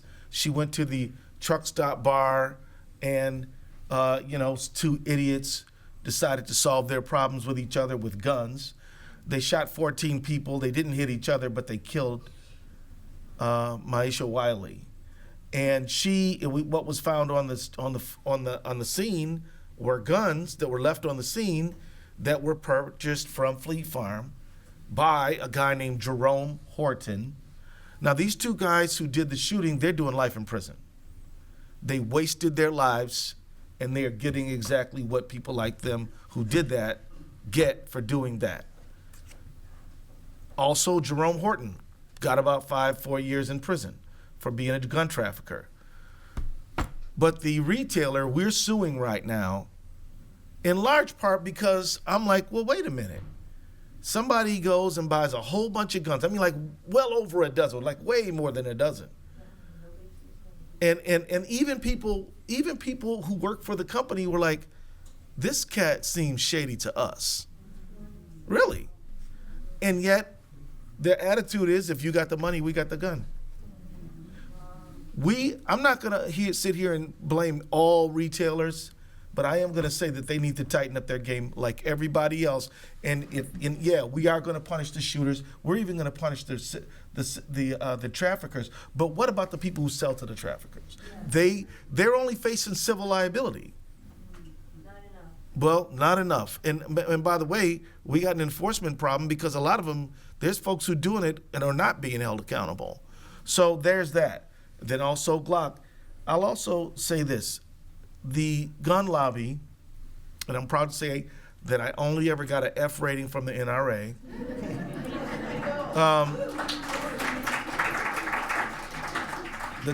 The gun lobby, they've been at this for a long time. And their basic attitude is, we're going to wait them out.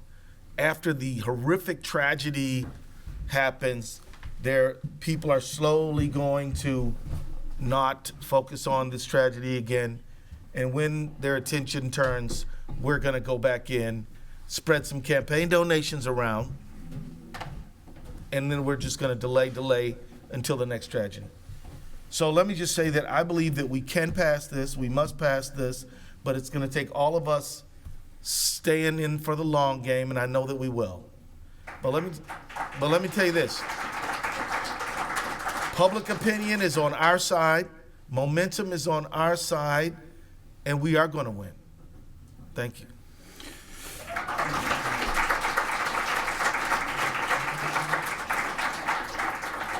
So next up, we got a bit of an echo.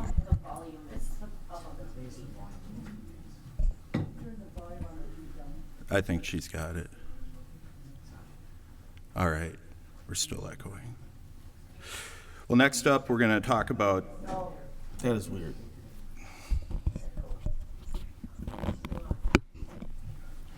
Can we get rid of the volume on the TV?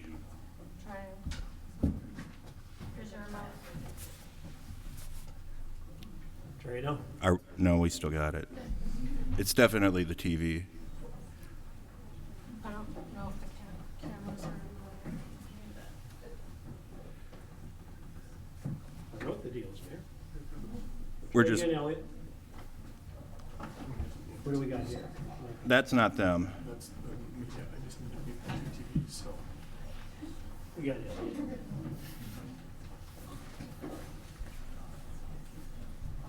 I'm gonna try. Hello? Are you getting an echo still? I'm still getting a little echo. It's coming from the lobby. I'll make an adjustment. It should be. Okay.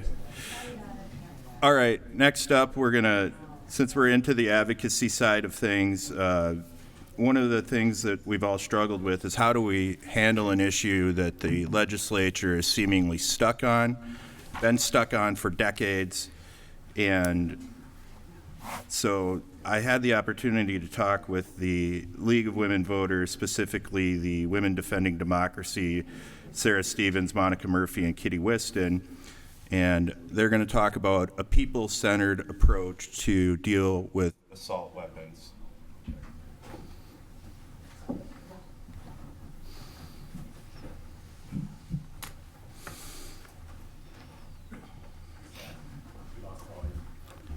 There's no volume out there.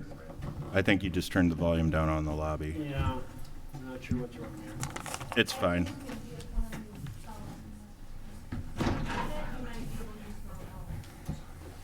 We'll just go. Of course I do. How are you, Kitty? Still advocating. Thank you. Okay, we ready to go, Zach? Go for it. All right. My name is Kitty Weston, and I'm a longtime advocate, former co-president of the League of Women Voters of Minneapolis, and current mentor of the Women Defending Democracy Committee on Gun Violence through the League. The League of Women Voters was founded in 1919. One of our superpowers is that we are nonpartisan. We do not endorse candidates or political parties, but we do take positions on issues that affect all of us. Republicans, Democrats, Independents, Green Party, you name it. In 1919, who can't? It must not be working. You guys killed the volume out into the lobby. We need that back. Go into the lobby. I don't. They can't seem to get the thing to work. Oh, okay. Do you want me to keep going? Keep going. Okay, I can talk really loud if I need to. I've been doing this for a long time. So 1919, the League of Women Voters' mission was to expand voting rights. Today, our mission is to defend democracy, empower voters, and encourage advocacy. There are over 700 chapters of League of Women Voters across the country and 33 in Minnesota. How many leaguers are here today? All right. So I'm going to ground our talk today in FDR's 4 freedoms: freedom of speech, freedom of worship, freedom from want, and freedom from fear. our work on gun violence preventing is directly tied to protecting freedom from fear. We heard from the families today. I can't even imagine. You are courageous. You are amazing people that have been able to tell your stories and be here today. And you deserve better, and we all need to work towards that. So hearing these stories brings me to why we are here today.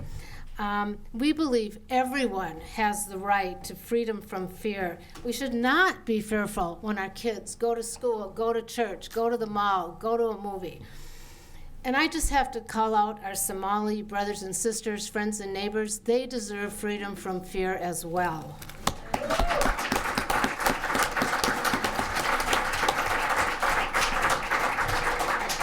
So Mayor Zach and I had a conversation yesterday about this town hall meeting, and he made such a great point.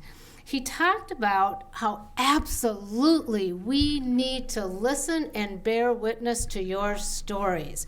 That is our responsibility. And just as important is we need to talk about steps we can take to move forward, to take action, to work together to make certain all people have freedom from fear. I'm going to turn it over to my colleague now, Sarah. Thank you. Thank you, Kitty. Is this on? Yeah. Can you hear me? Okay, my name is Sarah Stevens. Oh, that's better. I have a little bit of a cold, so I prefer the mic to help me out here. My name is Sarah Stevens. I am on the League of Women Voters Minneapolis. We all are the League of Women Voters Minneapolis.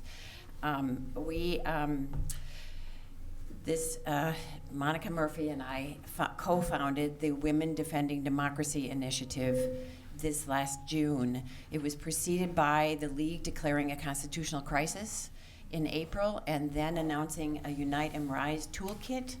This was the National League announced the Unite and Rise toolkit to challenge, to activate local memberships to become active on issues that were affecting democracy. And as Kitty already mentioned, we are a nonpartisan group, but we do take issues on the issues that concern voting rights in particular, constitutional rights, and democracy. So we took up the challenge. Monica and I co-founded the Women Defending Democracy. Since then, we've had 11 issues, 11 sessions. We started out in Minneapolis, and now we're reaching through the entire state, which we're very proud of. We have a list of 300, but we're also in contact with all 36 or 34 other leagues throughout the state. So we are having a very broad reach on this. In late August, after the Annunciation shooting happened, that was actually a day when we had planned a session that day, and we were all texting and saying immediately we need to cancel our meeting that day, and then all of us, or most of us, went to individual vigils. I went to the Lyndhurst one, which I believe you were at as well. Yes, and I heard our Attorney General speak that day. Soon after that, we decided to take this up as one of our issues, was the gun violence issue. And Kitty had read Zach Lindstrom's commentary in the Minneapolis Tribune. If you haven't read it, you really should. We reached out to him. When I refer to him, I say, well, he's a Second Amendment guy and he's a gun hunter, but he's changed his mind. And he changed his mind. You have convinced us of your commitment to this issue through your son and through your actions. So he was our first speaker on gun violence. We have a recording of it. If any of you are interested, we're happy to share the recording. So he was our first speaker on gun violence. Since then, we had two on gun violence, and we were also forming a new committee on that. I'm going to leave that up to Monica to talk about this. But I do want to talk about just briefly about the effect of these things, not only on the Annunciation community, and it's heartbreaking to hear your stories, and I agree we have to hear those stories and bear witness to them. But I live a couple miles away from the Annunciation shooting, and I can't even tell you how just about everybody I know was in some way affected by it. I live in a building where there are two nurses who volunteered. One went to Children's, the other went to HCMC. And I have a friend who lives right across the street. I grew up in a Catholic community. Many of them went to school there themselves. Some of them were married there. Some of them have their parents going to school there. It's affected all of us. It's affected the safety of our community. So I think that's really important to remember how this issue is affecting us. So then I want to get back to our Women Defending Democracy issue, or a session that we had with Zach. And Zach had a very compelling argument. And I'm surprised you haven't said it today, but let me say it on his behalf. All right, I was leaving that for you. Thank you, Zach. I think one thing that's impressed me more than ever, aside from passing legislation, is to pass a constitutional amendment to the state of Minnesota. And let me quote Zach on this one. He says, a people-centered approach, let the people vote. Let the people vote on this issue. Bring it to Minnesotans, put it on the ballot, and let us decide. Because we're being blocked from doing that. And this is an issue that we at the League of Women Voters can take a stance on it because it affects our democracy. This is a democracy issue. So, yeah. Just looking to see if there's anything else, but I'm proud of the work we are doing, and we're grateful to you, Zach, and to you, Attorney General, for being here and inviting us today. And now I'm going to pass it over to my colleague, Monica, to talk about advocacy. Okay, thank you, Sarah, and really thanks again for inviting us today. It's been a real pleasure. I'm Monica Murphy. I am the Advocacy Chair for the League of Women Voters Minneapolis and co-founder, as Sarah said, of Women Defending Democracy. So the League of Women Voters has for decades held strong positions on gun violence, recognizing it as a critical threat to public safety and to our democratic values. We believe the proliferation of semi-automatic and automatic weapons in the U.S. is a major health and safety threat. The League supports regulating firearms for consumer safety. Here in Minnesota, our advocacy aligns with these national positions. Currently, we have, as a result of holding our monthly sessions, as Sarah mentioned, we've got 4 leaders who are now working as a committee with coalitions of organizations leading work on gun violence prevention. We're going to be a part of that, and we're going to support that in any way that we can. Can we And call we'll them never out? quit. Can you guys raise your hands? We've got them here today. There's our 4 leaders. Thank you. We hope people join us in any way they can, and really looking forward to what these 4 League members can really do. So with that, we want, again, thank you for inviting us. It's been a real pleasure for us, and really appreciate all the work you're doing too. Thank you all very much. Appreciate you so much. Great job, Tim. Good to see you again. Oh, yeah. Look like you're holding up just good. Oh, I'm good. So much. Thank you. Cold. I'm just trying to keep a distance. Thank you. Thank you. You're doing a lot for this issue. Thanks so much. It's so great knowing you. Thank you. And just to be clear, what they're talking about, where my support lies on this issue is I would like somebody to author a bill at the legislature for a constitutional amendment that outlines the ban of the sale, manufacturing, and transfer of assault-style weapons. That's what I'd like to see happen, because when that happens, it would go to ballot, and every Minnesotan would have a chance to have a say on this issue.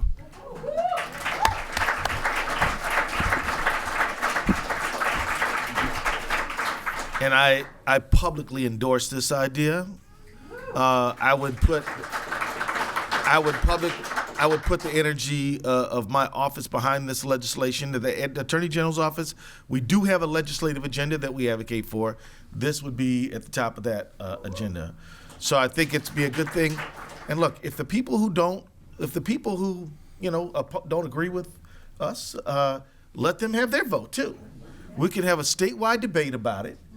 It would drive a conversation, and we could have, I'm sure that the league would say, hey, let's have a debate. If y'all want to debate, let's debate. And they're good at that. They know how to do those.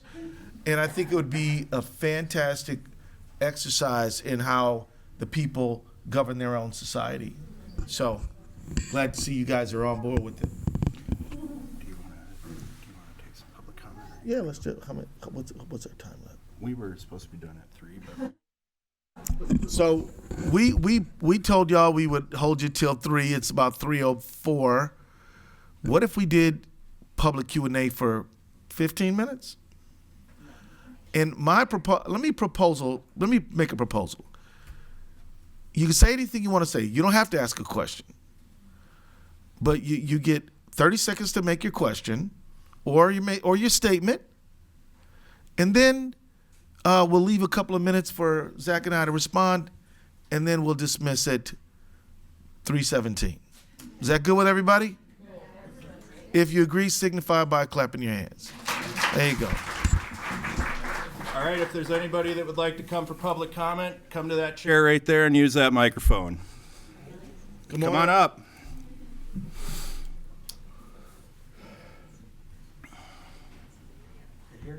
Yep. You can use any one of them. They're all hot. If you could give your first name, that'd be helpful. Give you my whole name, Peter Berglund in St. Paul. Happy to speak.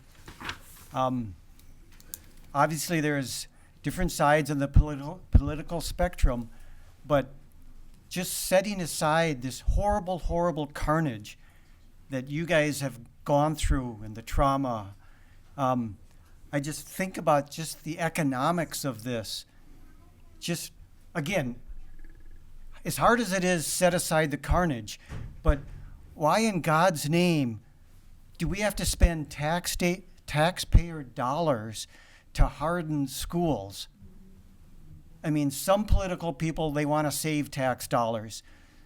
Why are we spending, or why will we spend taxpayer dollars to harden schools? Why will we spend private money to harden other churches and movie theaters and every other venue? We're spending money so that people can go out and buy guns. Let's stop the purchase of guns and save tax dollars by not having to harden our schools and our churches and our movie theaters and every other venue. Thank you. Could I just mention one quick thing in response to Peter? Number one, years ago, there was this Harvard professor of public health, and they actually did count up the cost of a murder. And back in the 80s when the book was written, one murder, if you add up all in, was well over $1 million. Now in 2025, it's far beyond that. And the other thing is, you notice how the gun industry always, whenever there's a horrific murder, what is their answer? More guns. Oh, give the teachers guns. Give everybody guns. Because they're thinking they're literally profiting off of this. Whenever there is a horrific murder, gun sales, you know what happens to them? They go up. Because people think, I'm afraid if they have a gun, I better have one too. And this profits the gun industry.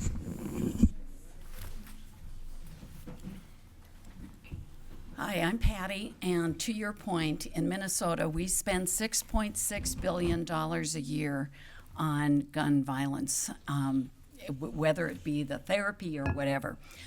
But that's not what I'm hearing. When I go to the drugstore to buy Sudafed, they have a recording that I can only buy it every 2 weeks, whether I'm buying it in Minnesota or when I was in South Carolina, I couldn't. The shooter for Annunciation bought 3 guns in a matter of a week or 10 days or whatever. Why is there not a registry? I think we need the ban on assault weapons, but we need a gun registry for when people are buying too many guns too soon, because I think it's a sign.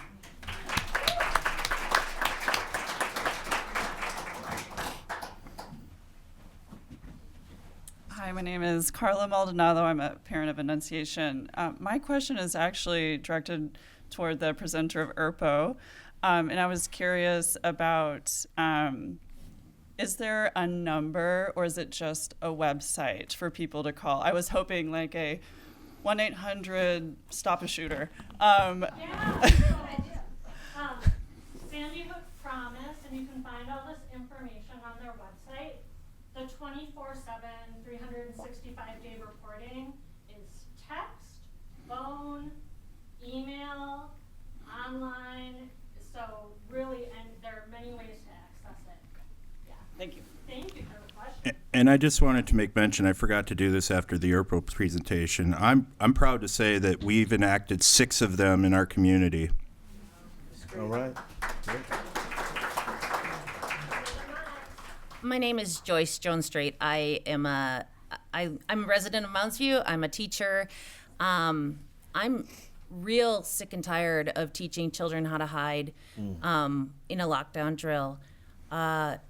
You know, we talk about kids, and kids are really important. We need to talk about teachers too. 2 years ago at my school, there was a shooting, and my assistant principal got shot in the ear by a drive-by shooter. And until we make schools sacred places again, until we make them the center of our communities and protect our kids, this will continue to happen. I remember the very first school shooting at Columbine. I had just gotten married, and we were on our honeymoon, and some people said, "Are you going to have kids?" And I said, you know, I don't know if I am, because I don't want my kids to be shot in school. And I did have kids, but we were in fear all the time. And we can't do this, not as parents, not as educators, not as citizens that believe that our children are the future. Thanks, Joyce.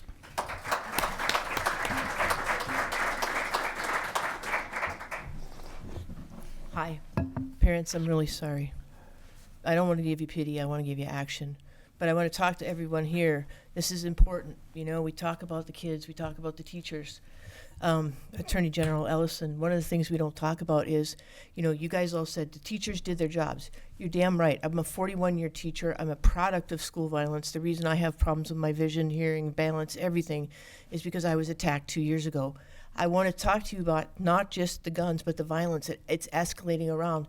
But yet we encourage schools. We are the only industry anywhere where we have to cut our budgets every year and have less and less people. That's insanity. Let us do our jobs. Let us teach social emotional so we don't have to hide the damn kids.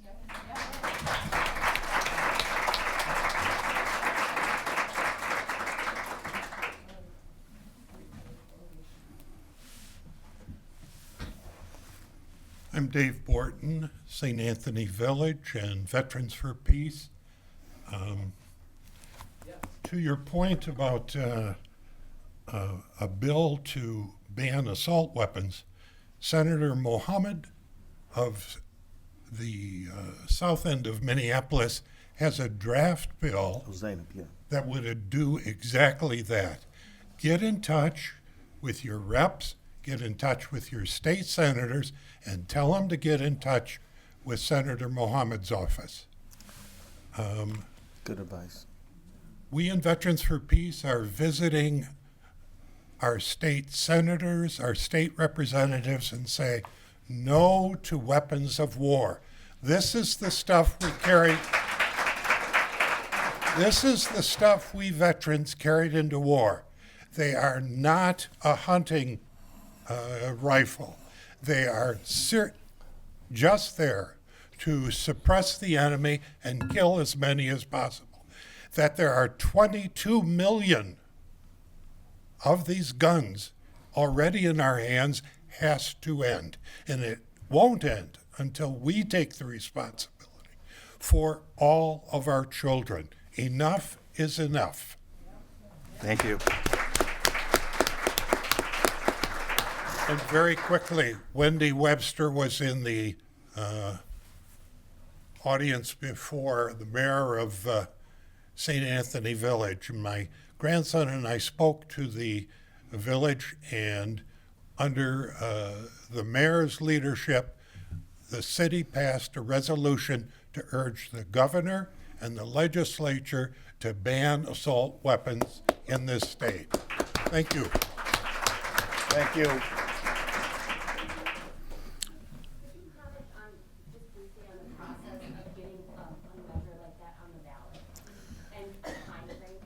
So let me tell you, it's like any other piece of legislation.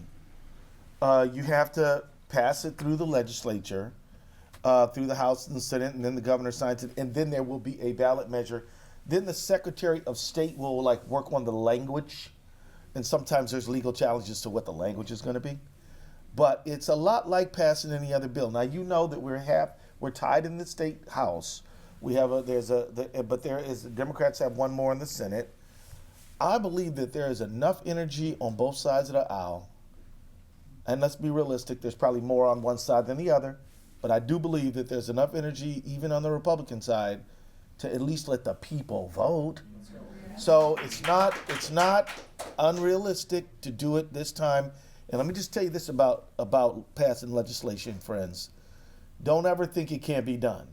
Your chances of success skyrocket the second you decide you're going to fight for it. So, that's right. And they come back for special session February 17th. So write to your people, your legislators right now, and just flood them, not just once, but twice and 3 times, so that they really hear that this is something that we as a community want. Well, I'll just say, when I was in the state legislature and in the Congress for 12 years, whenever I started getting the same letter on the same theme, I knew I better pay attention to that. So visits, calls, emails, meetings like this. My name is Terry. I'm part of the League of Women Voters, and I'm also a mental health counselor. I wanted to speak to the argument that you sometimes hear from people who want to maintain the guns, that we just need to throw money at counseling, that schools need way more mental health counselors. I have to say, that's wonderful. I'd love to see that happen. I don't see those same people coming forward to put the money into mental health counseling. I don't think we could possibly counsel our way out of this. Nor do I believe that every shooter has a mental illness. It is a fallacy. And I think if you talk to any therapist, you would hear that same argument. Teenagers who are often shooters are very unlikely to tell somebody about what their feelings are. It's a rare kid, as many of you know that have kids and have teenagers, that's going to broadcast their feelings to a counselor that they maybe haven't even known very long. So I'd like to just emphasize that we are not going to counsel ourselves out of this. It's not a solution. Thank you. Let me just tell you, I was in court fighting to protect a Minnesota statute which said that if you were going to possess a firearm between the ages of, say, 18 and 21, that it needed to be with supervision of somebody over 21. We're battling in court over this when we can show statistically that there is a higher incident in that age group. And it's just, what you said just sort of made me want to share that a lot of these folks, they say they're, counseling, they say supervision, they say all this stuff, but they don't really stand by it. They just want more guns out there because they know more guns means more death, means more sales. We're not talking about the right to bear arms. We're talking about the right to sell arms. That's what this is about, friends. Hi, everyone. I'm Sheila Loshi, and this is my 25th year at Annunciation. I've taught first grade for many years, and now I'm a school leader, and I just want to say thank you. Thank you for getting these conversations started, no matter what your opinion is. Thanks for being here.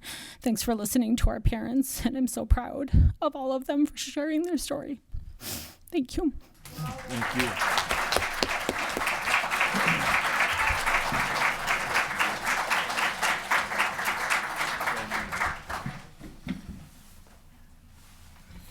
So it looks like that's all we got. I'm going to let our esteemed mayor have the last word. Is it okay with you? Well, no, I was going to let you have the last Okay, word. well, you go for it. Well, you go for it. So first, what I'd say is I just want to thank you all for being here and letting our home be your home today. I can't imagine what you all are still living with, facing. It's it's evident that it's as raw as it was the day that it happened. Right. And I'm so sorry for that. I just offer this. This room is available anytime for you. And that chair is available anytime for you. Thank you, buddy. I just wanted to point out that solving this problem is clearly all of our responsibility. But this tragic incident, it didn't happen in Mounds View, and yet you took responsibility to make sure this forum happened, to make sure that you put your opinion piece out there. This is leadership.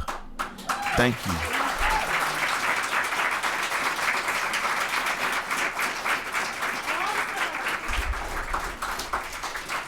I just have to say that these events tend to be about us and not by us or for us. And so I want to thank you both for that as well.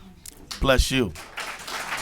And so let me wrap up by saying to all of the people who are part of the Annunciation family, I am so heartbroken that you had to join a club you never wanted to be a part of. Unfortunately, there are people all across our great country who are part of this club. And I want to encourage you to continue to stay in there. The opposition is hoping to wait you out. But you are joining the ranks of some powerful people. Your advocacy today is remarkable. And no one in this world would blame you if you just tried to manage the grief that you're suffering. But you're not doing that. You're saying, no, we're not only going to do that, we're going to solve this problem. And that is a noble thing that you're doing.